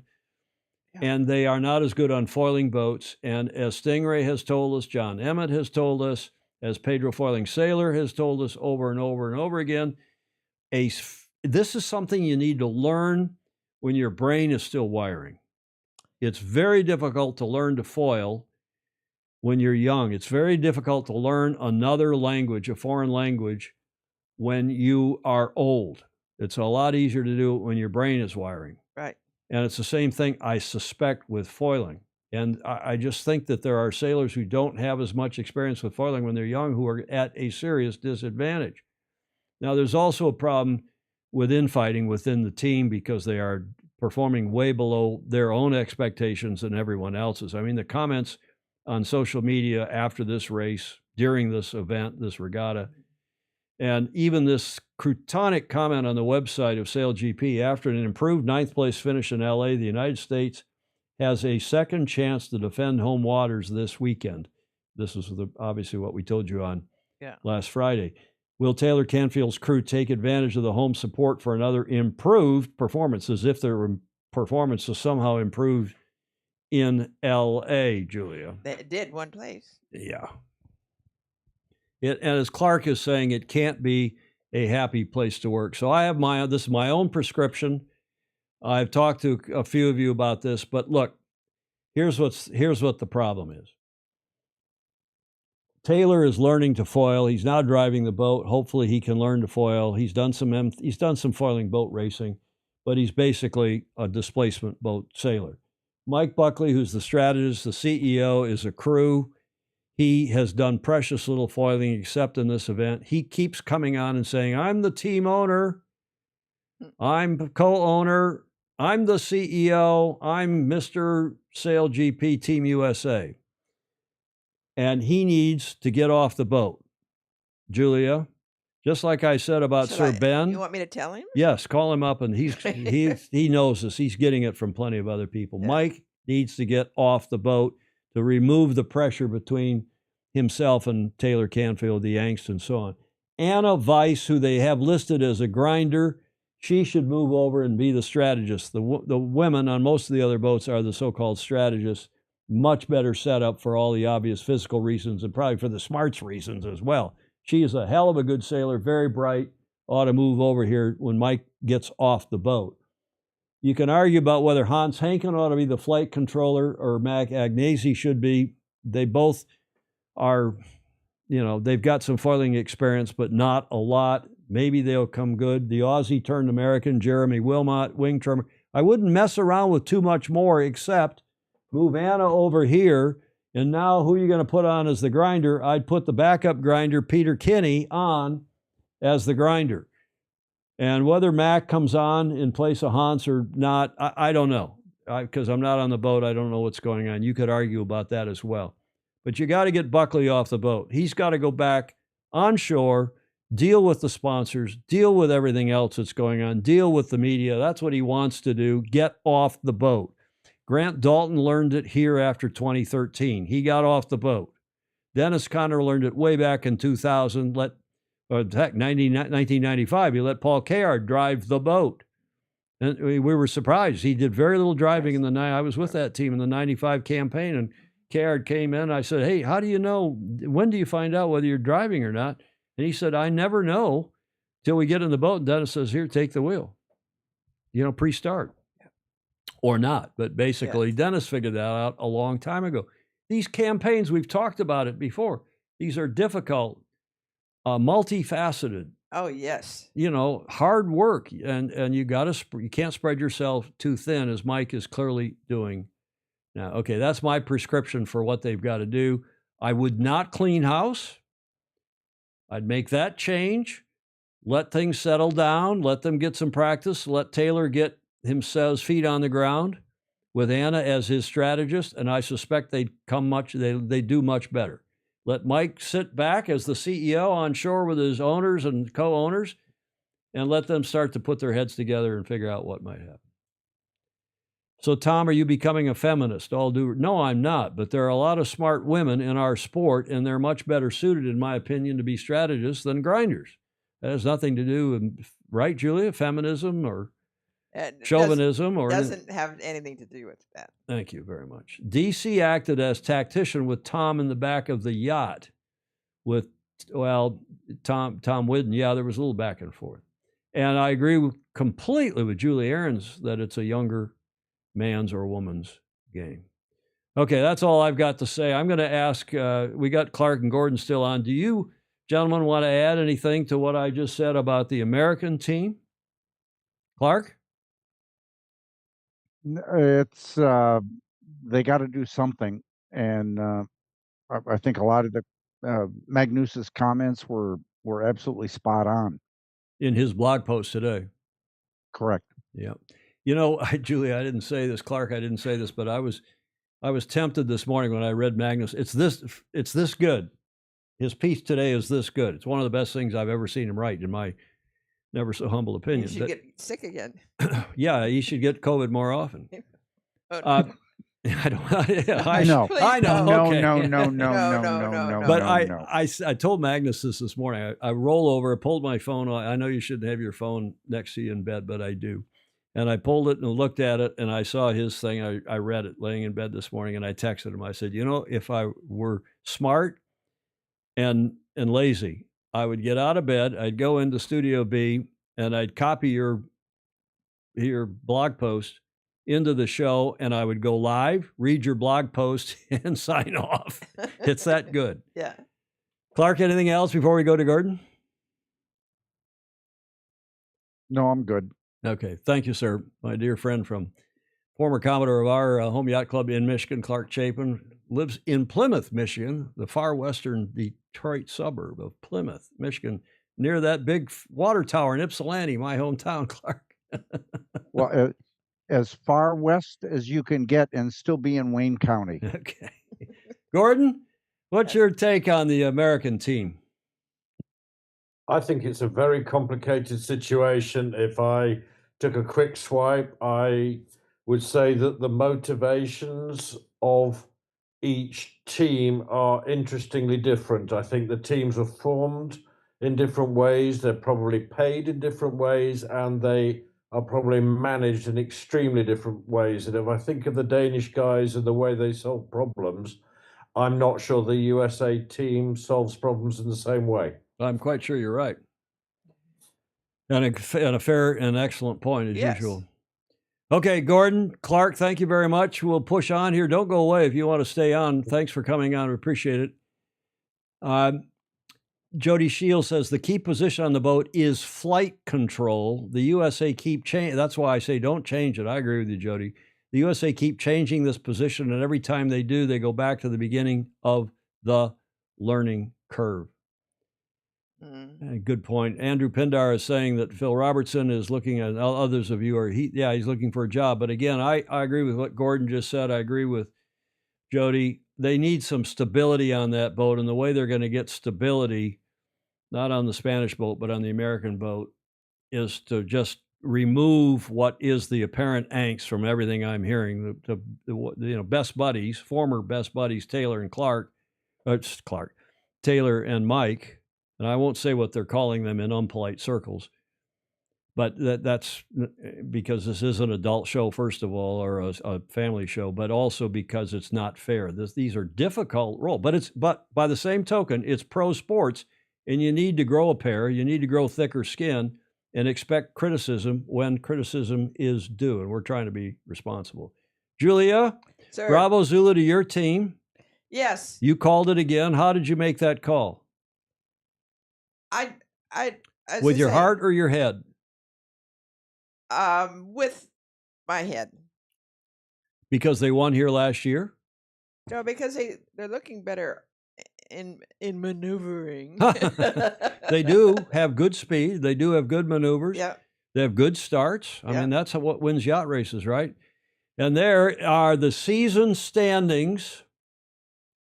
And you look to New Zealand, and that's fourth place. You got to look up at the top in this new format that SailGP is using. I like it, actually. Australia in first. Tom Slingsby, despite the trials and tribulations of this past weekend, is still in first place, barely, and 39 points. Emirates GBR, despite their disappointing performance and all the software problems they had, they're in second place. Julia's favorite team, Diego Botín, is in third. Then the Kiwis and Canada, France, Switzerland, Red Bull Italy are coming up. They're starting to go better, do better. And look at how good those sailors are. I mean, and they're foiling sailors as well. So these boats are difficult to sail. The competition is intense. Denmark in 9th, Brazil in 10th, and the US of A in 11th. The Germans can't seem to find their footing either, and there's some changes coming in the German team, or so one hears. My heart would go to Martina Grail. Well, just because you love the Grail family. Again, you like those Latin boys. You like her brothers and her dad and her uncle. And yes. You are too much. It's my choice. You're a male. You're a female chauvinist. Yeah. Is that right? I guess so. Next regatta. Okay, I think we've beaten SailGP to death. Next regatta is the 3rd and 4th of May in Rio. So they've got April off. Get the boats packed up down there and hopefully fixed and get down there and Canada has to be loving this. Totally true, Alan Long. Stingray on ESP, on the Spanish, I think all three of Diego, Florian, and Nicole, who's the strategist on that boat, the female is, are medalists in the recent Olympics, and John would confirm that for us, I think, as well. Okay, enough of SailGP. And Julia, we are to our bell buoy again. Oh, good. Marking, that's a nice ring now. You like that? Yeah. You approve? I do. You gave me a hard time after the last show. I know, because it was a little teeny. Well, I didn't want it to be overwhelming, you know. The America's Cup, AC38 Cup date. Some interesting news. Here's a report from TV New Zealand that several of you sent me this morning. Team New Zealand boss Grant Dalton wants the next America's Cup to be held in Auckland, and he's offering a mates rates deal to the government to make it happen. That as Barcelona reveals the Cup created thousands of jobs and benefited its economy to the tune of almost $2 billion. So how much money is Dalton prepared to sacrifice to bring the America's Cup home? Here's Lisette again. Team New Zealand! It's in the name. Team New Zealand and New Zealand go hand in hand. But the last time the old mug was in hand, it was, of course, in Barcelona. New Zealand's cup to hoist, but not yet ours to host. For sure. It's good to come back. It's good for the economy, good for the culture. Definitely. It's where it belongs. If they could sort out their financing and things like that and infrastructure, it would be great to see it back here. The numbers agree, with figures released today by the University of Barcelona revealing the city's economy benefited to the tune of nearly $2 billion, with 1.8 million visitors checking into the event sites and almost 13,000 full-time jobs created for it. There was a total audience of 954 million, with viewership up 37%, which made the 37th edition of the America's Cup the most watched ever. How is the search going for a new host? It's going pretty well, actually. And these numbers don't hurt, because they say this has got real value. There are two strong contenders bidding from overseas. You're busy on the phone calls at the moment, I bet. Yeah, Zoom these days, really, but also I'm travelling. What time zones are you calling to? Well, mostly Europe. What countries? Mostly Europe, but a little bit east of Europe as well. Saudi Arabia hosted a preliminary regatta during the last campaign and is always in the mix. Barcelona has ruled itself out of the next cup, although Spain hasn't, with Valencia floated as an option. But Team New Zealand's preference is to bring it home. I always said the idea of going was to win it so that we could come back. And now we did exactly what we said we would do, and now we're trying to come back. Auckland is on board. Auckland wants big events. Big events are a terrific help to the economy. But Team New Zealand hasn't heard from the government. There's been no request to have a conversation or speak to Grant Dalton. The government's working on with them to do a feasibility study about whether or not we can host the America's Cup here, and that's the right process to follow. The clock is running down. Not much time. It's weeks now. But the Barcelona deal was done in just 2 weeks, start to finish, so there is still time. Would you be willing to make a financial sacrifice to get it to New Zealand? The answer is absolutely yes. The exact numbers are sensitive, but in 2021, the government put up a $40 million event fee with infrastructure costs separate to that. But the payback was significantly impacted by COVID restrictions. Grant Dalton is essentially offering to cut New Zealand a deal. Team New Zealand would source private funding for 50% of the cost of hosting rights, and the government and Auckland would have to front up the other 50. You at home would end up paying around 30% of what Team New Zealand could raise if they took the cup offshore. The defence is due to begin in 2027. It'll take a late change of tack by the government to get it across the line for New Zealand. Great campaign. I just astonished at that report, as I can see from the comments many of you are. Julia, sorry, that was not TV New Zealand. That was 3 News. That's Channel 3 down there. Mark Holland is saying this past week was the 28th anniversary of the '87 sledgehammer attack on the America's Cup in Auckland. And yeah, to use the Judge Judy response, Clark Chapin is saying, this is a family show, but I'll use it anyway. He says, "Oh, Grant, don't pee on my leg and tell me it's raining." Well, I checked in with our Kiwi Fozy and a couple of friends down there who aren't necessarily full-time followers of the show, and I see Alistair just checking in. Hi, Alistair. We'll come to you in a sec. You may have some views on this too. But here are the comments, pithy as they are, that I put together in a list. And I agree with this is from our Kiwi friends, and I think I agree with most every one of these. Barcelona figures are a BS spin and paid to justify the expenditure. That from that. Whoever did the university that did the what's the word I want, Julia? Economic impact, the EIS, the Economic Impact Study, right. or EIR, Economic Impact Report. Yeah. If it was that great, why did they dump it like they Barcelona, dump it like a hot potato with little discussion? Okay, there's some other factors. They got water problems they don't like. Some of them don't like the tourism and exactly, Julia. Central New Zealand government has major economic issues to deal with, and Auckland City even worse. Yeah, but they'd like to have the income. I get that. Bad politically to fund the cup against many other fiscal demands. Election in 18 months before any benefits are realized. Yeah, that's an issue. Mm-hmm. It does 5. It does not trust. I should have done these from 10 down to 1. Yeah. Like, who was that night show host here, the late night host, David Letterman, who did the top 10 reasons. This is what this is in reverse. It does not trust Dalton with money. Remember, let's boogie the books. Yeah, that's why he went offshore. One of the reasons, no doubt, to operate in anonymity. There is little support in New Zealand for the cup anymore. It got screwed after spending hundreds of millions on facilities and the broken promises of winning the cup for New Zealand.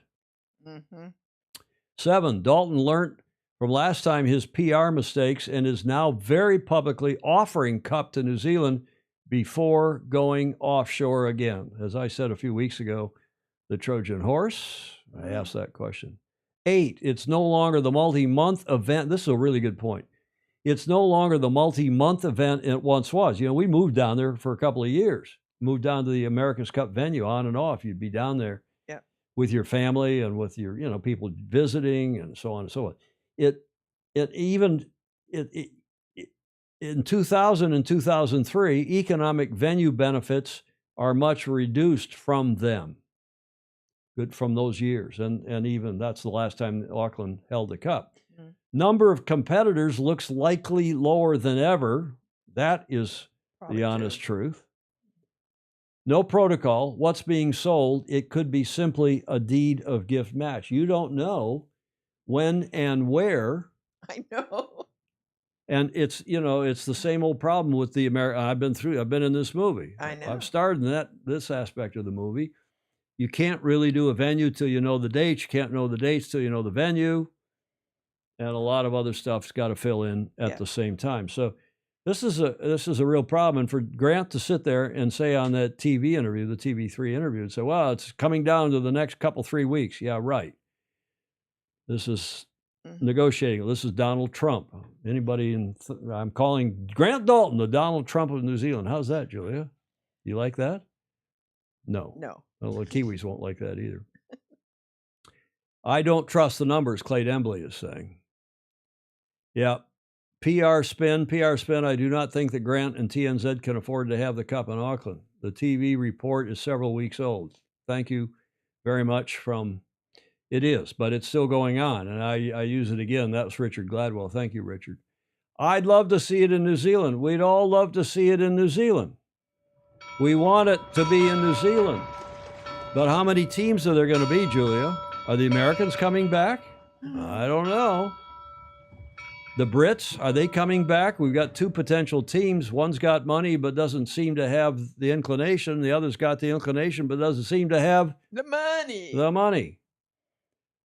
Sadly, Patrizio Bertelli is in bad shape.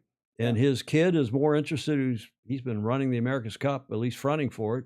He's more interested in powerboats and cars. Mm-hmm.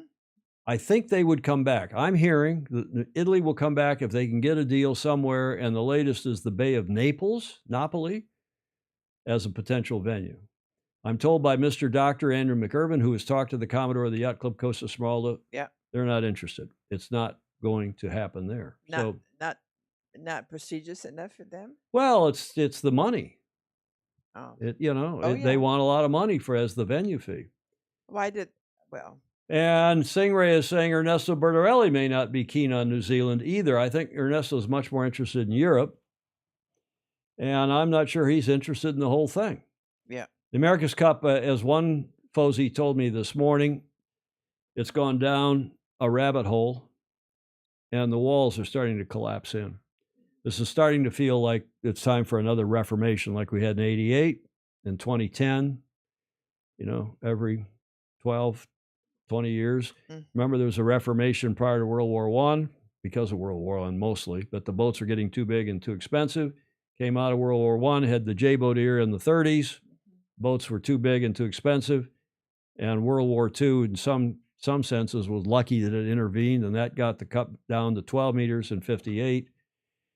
And it may have been fortuitous, but I think we're in that same situation where if we continue on with these hugely technical, hugely expensive boats, the number of teams is going to dwindle. Yes. Do you think? I do. Let's ask our who's on here. Clark has gone, but we've got the President Emeritus of Australian Sailing. I know he's coming on for our next segment, but nice to see you. Well, Clark's still there too. Oh, good. Who wants to start? Well, let's start with you.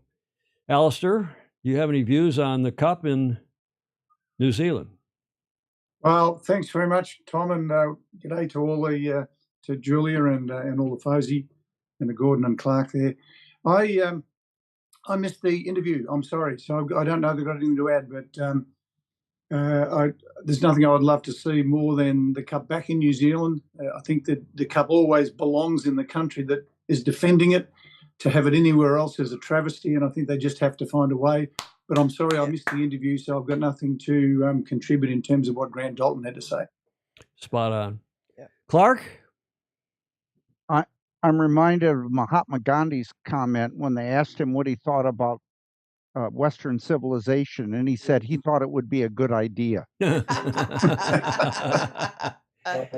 lovely. And with that pithy comment, Gordon Smith. I think that is a really funny comment.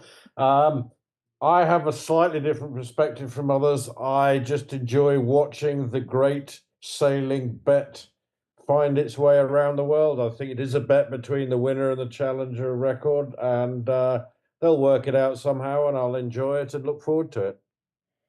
Yeah, and a lot of people do, and that's why the Cup carries on as well as it does. It's still the pinnacle event in our sport. I think it always will be. I hope it is. I expect it will be.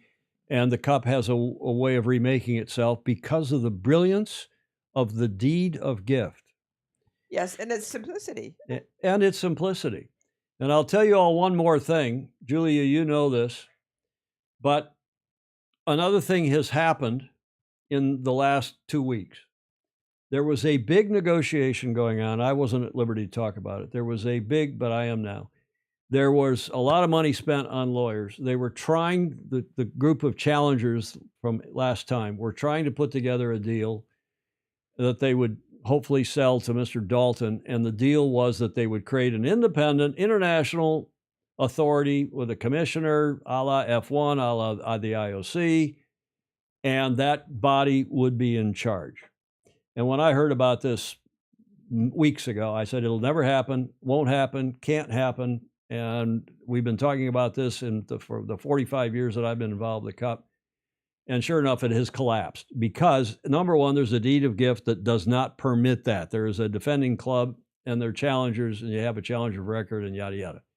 It cannot happen. And if somebody tried to take the America's Cup, if a defender trustee tried to delegate their trustee responsibility under New York deed and trust law to some organization, it would get knocked out of the box in the New York courts quicker than we can do one of these shows. Specific, prohibited, isn't it? Well, under deed and trust law, exactly, a trustee cannot delegate their authority, their responsibility. They can delegate some operational responsibility, but that's it. Number two, the defender, in this case, Grant Dalton, DBA, as Emirates Team New Zealand, DBA, the Royal New Zealand Yacht Squadron. And as you all know from this show, they got their own problems at the squadron financially and having lost their Commodore after only 6 or 8 months of a 2-year term for a number of reasons.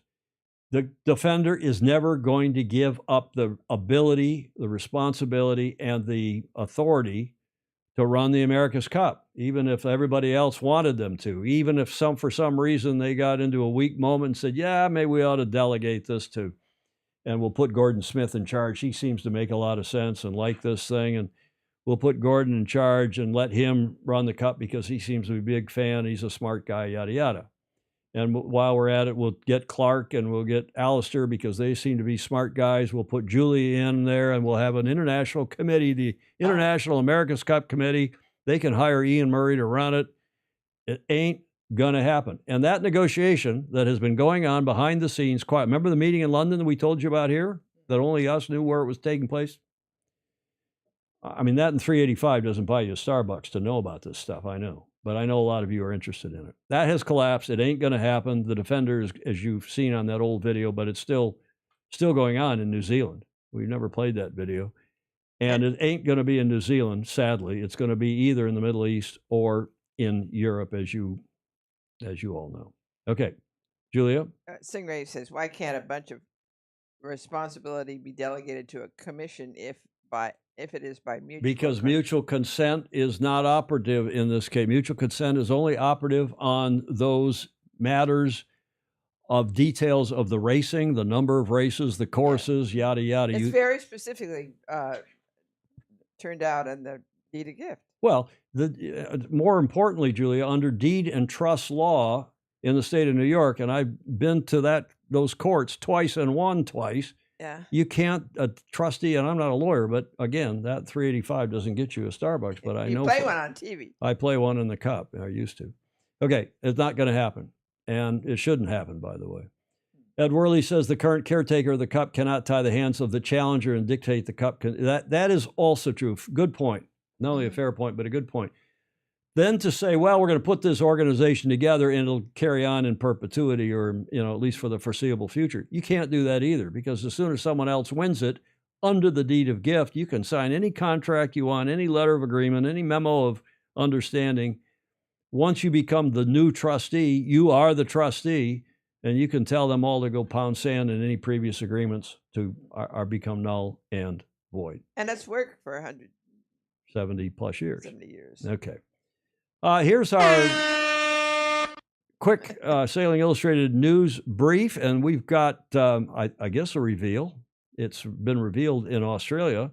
This is why Alistair wanted to come on, I know, because one has learned today from our Aussie Fozy that Townsville, up there in the way north of Brisbane, up in the Whitsundays, is going to co-host the 2032 Olympic sailing. Some combination of Townsville and the Whitsundays in North Queensland have been confirmed as the Shock co-hosts of the sailing events at the 2032 Brisbane Olympics. And no surprise, one of our Fozy has been right in the middle of this. We'll go to him in a second. He knows more about, he's forgotten more about this than I know. So there is the Whitsundays. There is Townsville, in fact, way up in northeastern Oz. You can see where Brisbane is down the coast. You can see down the coast then where where Sydney is, rather, in New South Wales. It's a long way up there. And we've had remote venues before in the Olympics for sailing. But in this case, it's going to be even farther, I think, than from Atlanta to Savannah. From London to down to Weymouth, it's fully 1,300, almost 1,350 kilometers. It's a 15-hour drive up the coast road. It's a long haul, and the Australian Yachting Federation, Sailing Australia, Australian Sailing, put this out today, the 25th. It's, of course, their Wednesday now. Queensland government today announced its response to a 100-day review of infrastructure and planning needs ahead of the Brisbane 2032 Olympics, which revealed the host venues of the sailing competition for the Games will be Townsville and the Whitsundays. The decision will provide one of the most scenic backdrops of the Games, showcasing the iconic beauty of far north Queensland and the Great Barrier Reef. It's right up there in the same neighborhood, to the estimated 3 billion, well, let's not get carried away, not that many watch Olympic sailing. 3 billion Olympic broadcast viewers worldwide, and I could go on. There are a lot of jellyfish up there. There are sharks up there, which is why I asked in the opening show notes, do we have to add EBS, Julia? Oh, yeah. You have DNS for did not start. You have DNF for did not finish. You have DSQ for disqualified. Yeah. And you have EBS for eaten by shark. Without further ado, let's go to the President Emeritus and our super Fozy down in Melbourne, the past president of Australian Sailing. There's not Gordon Smith, but how about it, Alistair? Tell us what's going on here. Thanks, Tom. I must admit I hadn't worked out what EBS was, but I have dealt with it in regattas myself, where we had a world championship off Perth one time. We weren't allowed to sail the whole. They pulled us all off the water because there was a great white on the start line. So it can happen. But yes, I have a lot to do with the background of this. So I welcome the opportunity to bring the Fozy up to date on it. I was actually very surprised yesterday when the announcement came through, because I'm not on the board anymore, so I'm not getting the daily communications. But I was actually very pleased. So I would like to give you the background. There was a board member of ours 5 or 6 years ago, Jo Keane, and Jo, female Jo. Jo was on our board for 8 years, and she was on the board when the Olympics was announced for Brisbane, and that Manly and the Royal Sydney, the Royal Queensland Yacht Squadron were announced as the likely venues for the sailing, and she just shook her head. She said, "They've got to be joking. There's never any wind, at that time of the year. And what does a regatta need? I think the primary resource required is water, and the second one is wind, and not much else matters, right?" So we talked about it quite a bit, and then I had a meeting at Marseille during the Olympics with David Graham, the CEO of World Sailing, with Matt Allen, who's the Australian Olympic Committee Vice President and also a committee member on World Sailing, Ben Houston, who's the CEO of Australian Sailing, and myself. We were the four main players in that discussion. And really, it's a bit of a philosophical question in terms of the Brisbane Olympics. And if you look at the history of the Olympics, I guess similar questions might have been posed. Is it the Australian Olympics being held in Brisbane? Or is it the Queensland Olympics being held in Brisbane? Or is it the Brisbane Olympics being held in Brisbane? And there's some real history to this. Like surfing in France was held in Tahiti. You mentioned the Atlanta situation, going further away.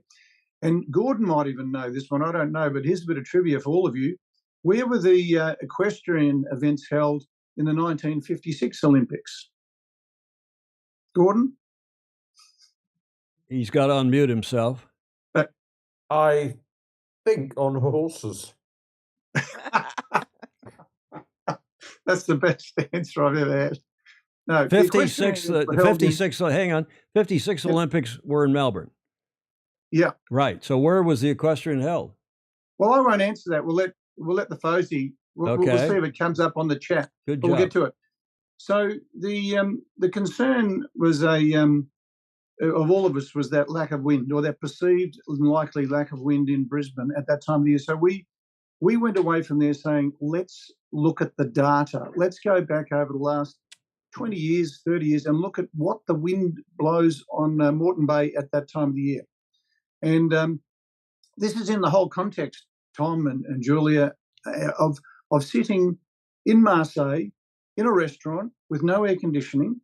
It was 40 degrees, so we're talking 100 plus. Mm-hmm. We're looking out the window, and there's no wind out there for the Marseille Regatta. In the second week, the conditions were, I've got to say, they were tragic. So that's in the context of saying, well, do we want to go to another venue where there's not enough wind? So we then discussed other options in Australia. We talked about the best sailing waters, and this is not a biased opinion. I mean, they're open and they're wide and they're generally good reasons. The best is Melbourne. Sydney's obviously a possibility. It held it in 2000. There's WA. But the problem is it's held in winter, and nobody's going to want to sail in Melbourne in the middle of winter or Sydney. So you want to be looking north. So personally, I felt that it had to shift north or south of Brisbane. But I felt that it was too unlikely that a decision would be made, because the Brisbane Olympics is seen as being the Brisbane Olympics. It's not the Australian Olympics. It's not the Queensland Olympics held. It's the Brisbane Olympics. It's kind of, they're the organisers and they're the people running. And I felt it would be a really big call. So then it was announced yesterday, and it was a surprise to me that it came through so quickly and so strongly, but it was announced that it was being held in Townsville and the Whitsundays up the coast. And I'm personally thrilled with that decision. I'm thrilled that they had the courage to make that call, because it's a really big call to take it away from the main venue. Well, may I ask you a question here? Of course you can. Royal Queensland Yacht Club is Squadron. Where? Royal Queensland Yacht Squadron is at Manly, which is about a 20-minute drive from the CBD, Central Business District of Brisbane. Oh, Brisbane. And what's wrong with the sailing in and around Brisbane? There's no wind at that time of the year. Well, I hear there's no wind up in Moreton Bay either. Is that true? No. Well, no. That's I'm talking about Brisbane when I talk about Moreton Bay, really. But sorry, the whole bay is that area, and Manly is on Moreton Bay at Brisbane. Oh, I see. So the bay up the Whitsundays up near Townsville. What's that water called?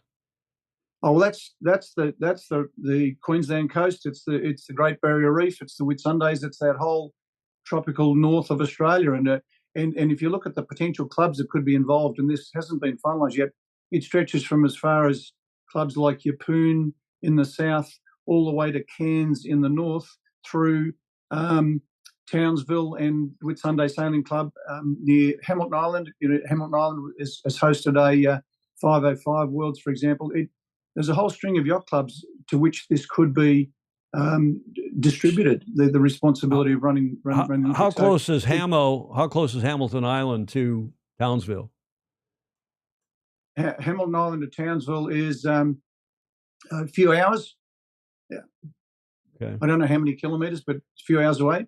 So is there breeze? I mean, there is breeze. I know from being in Hamo, there's breeze in Yeah. Hamo in August.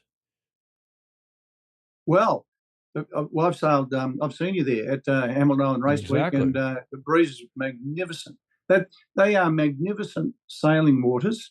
When Matt Allen was pushing for the offshore event to be included on the Olympic slate, we all agreed that there would be absolutely no better place in the world than the Whitsundays, Hamilton Island, for a venue for an offshore event. It's so picturesque. It's so wonderful. It is a bit problematic for off the beach, and I'll give you a few reasons. And you alluded to one with the sharks, but there are reefs, there's tides, currents. There's no jellyfish at that time; they're not going to be a problem. There's large marine creatures, but I've sailed all my life and I've never had an encounter with a shark. EBS. There's very deep water, so you'd need electronic buoys, as you call them. But along that coast, there's any number of yacht clubs that could host, with the greatest level of expertise, Olympic sailing racing. So Okay, so it's a Alistair, fantastic sorry, decision. it sounds to Yep. me like you're keen. You're happy that this decision has been made. A bit surprised, but looking forward to it. You think this is going to be a great venue, much better than in and around Brisbane. Absolutely. I could not imagine, it doesn't bear thinking about, sitting through an Olympic Games in Brisbane, at Manly on Moreton Bay at Brisbane, and having 2 weeks of the conditions that we had or similar conditions that we had in the second week at Marseille. It would be terrible for sailing. So this gives us a chance of having a really exciting, wonderful, picturesque, beautiful sailing regatta held in a different part of Australia. Okay, great stuff. And finally, the question, it's been answered, I think. It's been answered in the chat. Look at this. The equestrian, we'll go to Blake Middleton, who gave us the fullest answer. The equestrian events of the 1956 Summer Olympics, which Alistair, you knew full well where they were held in Stockholm, Sweden. That's why I thought Gordon might know. Were contested at he said they were being held on horses. That's where they were being held. And he was right. He was right. He was right. So, and that was for quarantine reasons. So, for the horses, but there's always reasons why you should look at other venues. Obviously, there's no, for the surf, they had to go to Tahiti. There's reasons you've got to look elsewhere. And I think for all the right reasons, the people in charge at World Sailing and Australian Sailing have looked around Australia at a better way of doing this and at a better place to give everybody a better event. So, when EBS was actually put on the scorecard, I was talking with Andrew McIrvin this morning. He said, one thing about Australia, there's more things that can kill you in Australia than any other country in the world. I said, yeah, why did you, Pommy, send all the prisoners there? Keep them in check. Seriously, in the modern day, when we got to Frio in 86, 87, you probably know this, Alistair, but for that cup, we decided that we would have not only the tongue-in-cheek, it was the scoring of EBS for eaten by shark, but because there were a lot of sharks apparently out there in what's the water, the sound, something's between Gage Roads between the Frio and Rottnest Island. The reason that we started having chase boats, each team, we wrote into the rules, was afforded a chase boat, in case somebody fell overboard, so we could get them out of the water in a hurry, but also because it was so windy, the fear was that somebody might be hurt badly, and you don't want somebody in the water floundering around. Forget about the sharks if they're hurt. So the Cup had chase boats for every team from Perth on until the chase boats can't keep up with them anymore, so teams don't have those anymore. Tom, they actually have an annual swimming race from Perth to Rottnest. They did? They do. There's an annual swimming race. You don't want to have bleeding gums or anything, though. If you're I wouldn't go in it. Huh? I wouldn't go in it. Can I tell Julia something she'd enjoy? She will, please. Okay, so the British actress Rachel Ward married an Australian, Brian Brown, an Australian actor. And they were actually sitting at the next table with him at a restaurant one time, but that's another story. Anyway, Rachel Ward wrote a great article, Julia, and it was about the dangers of Australia. And she said, Australia's got them all. It's got jellyfish, it's got crocodiles, it's got all the world's most dangerous spiders, it's got snakes, it's got the sharks, it's got every single thing that'd kill you. But Rachel Ward wrote, but the most dangerous thing by far in Australia is the Australian male. I was going to say that. Oh, yes. Unforgiving. Unforgiving. Well, we know Hi, a lot Tom. of Australian males on here who we all love to death. Gordon, indeed. Gordon, you're witness. I actually had an Australian young lady complain a little bit about Australian men and their charm, and she said, Gordon, said you're a very lovely young man, and said, and at least you have sort of more pleasant manners than an Australian man. I said, why is that? Because an Australian man's idea of foreplay is to scream, brace yourself, Sheila.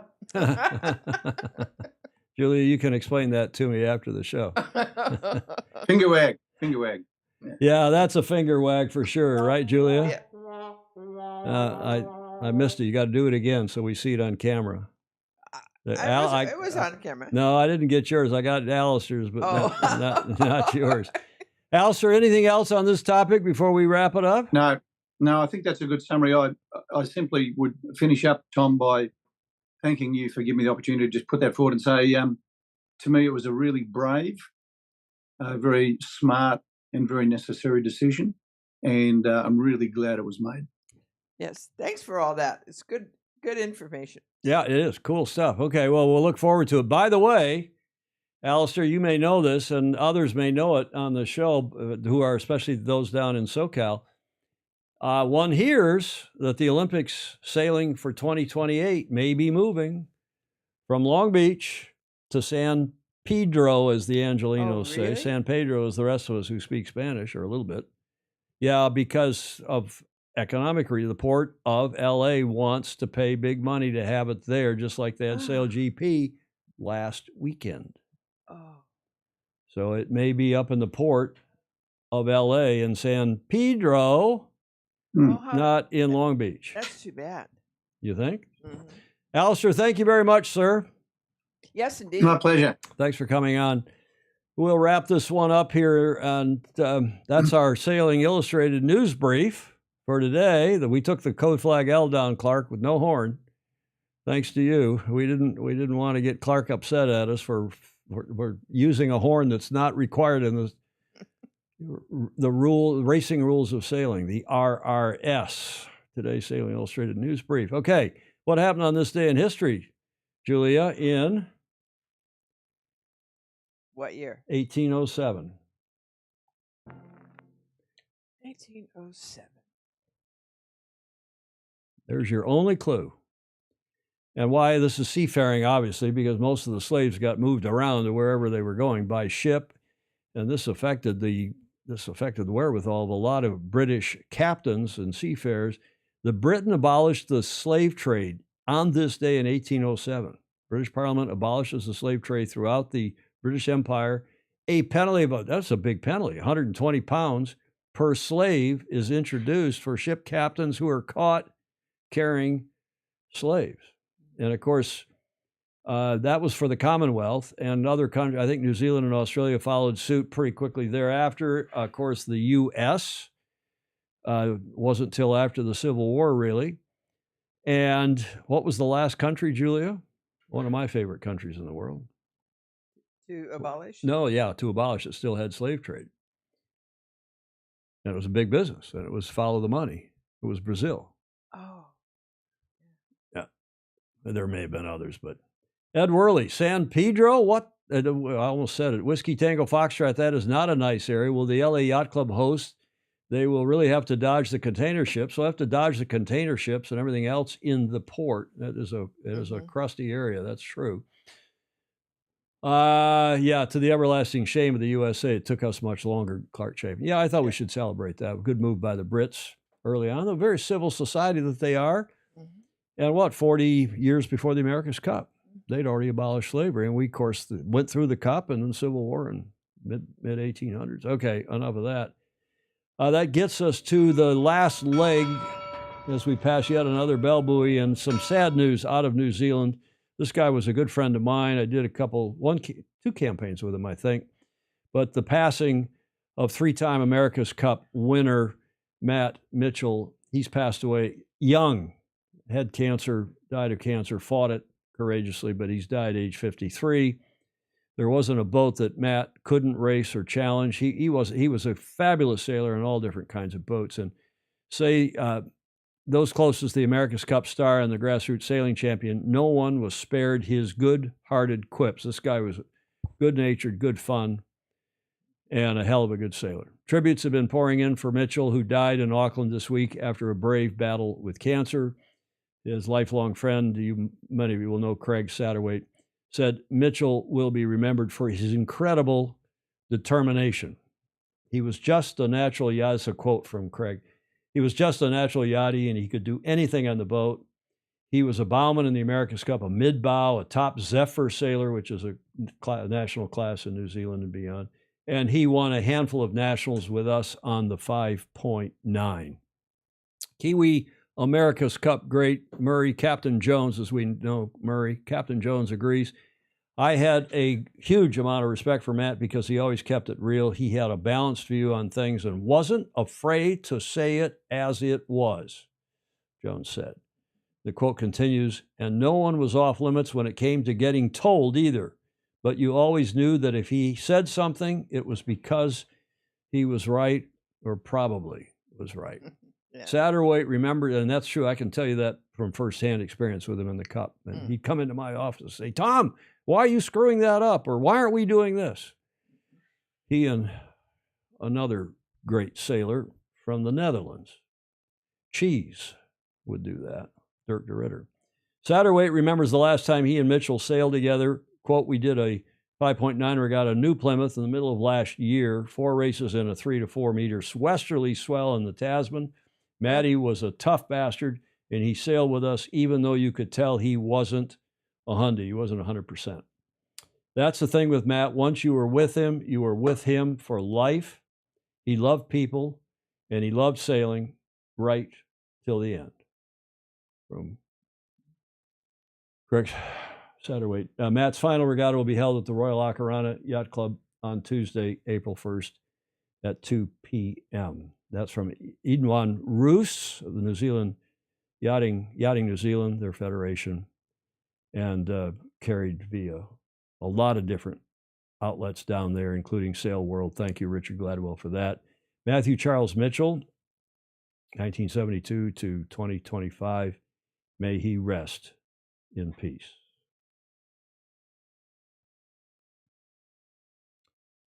Okay, it's a little hard to follow up with Whiskey Tango Foxtrot after that, but well, just this gentleman is like feeling the same kind of remorse that all of us are for the passing of our good friend. A lot of you in New Zealand knew him well and loved him to death, and he was a great shipmate, America's Cup colleague.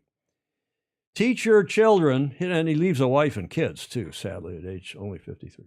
Yeah. Teach your children to sail, and they will never have enough money for drugs. Aussie Greg Phillips sent that one in. Mm-hmm.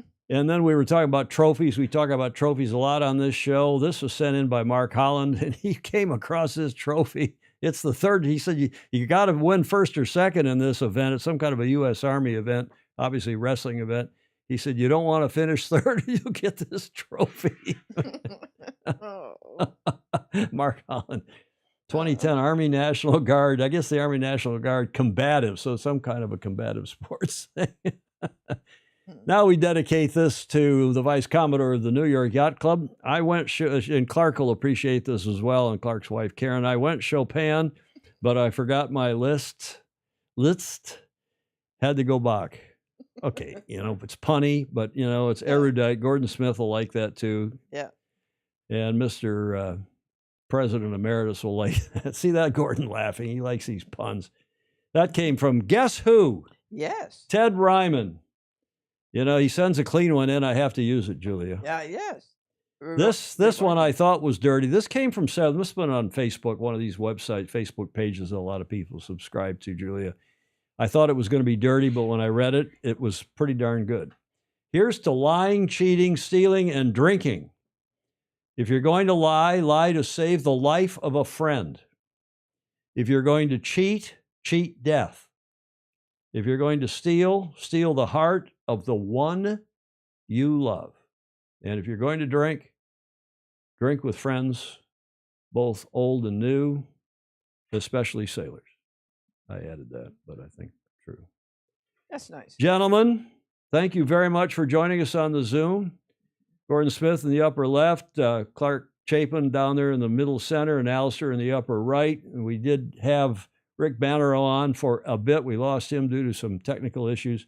We thank you all very much indeed. That gets us to the finish line, Julia, and you like to say... Yes, do not forget to like, follow, and share. Just push the button. It makes a lot of difference. Indeed. Indeed it does. Comments are welcome, even in replay. Those of you watching in replay, as many of you do. Thank you to all of you who support us via Patreon or send us a check or send us a bottle of Clayton Emblee's bourbon. We didn't pour it in your coffee, Julia. Uh-oh. We did that on Friday, and you became a little rambunctious there. Oh, good. During the show. Oh, good. Oh, good.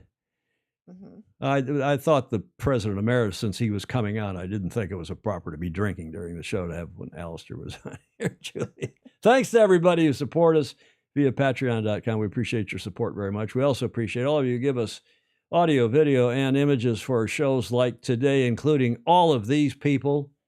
Julie, last word to you. Oh, I'm just reminded how much I love this bunch of people. Cool group, eh? Yeah. We're very fortunate to have all the FOSI, to have everybody in this beloved sport of ours, so we can talk about things. And not a single curse word, no name calling, no personal attacks, except when I cut off Clark or Gordon, but they'll get over it. And we appreciate it, all of you, very much. Hope to see you on Friday, same time, same channels. In the meantime, have a great rest of your week. Sail fast, sail safe, and have fun. Ciao for now.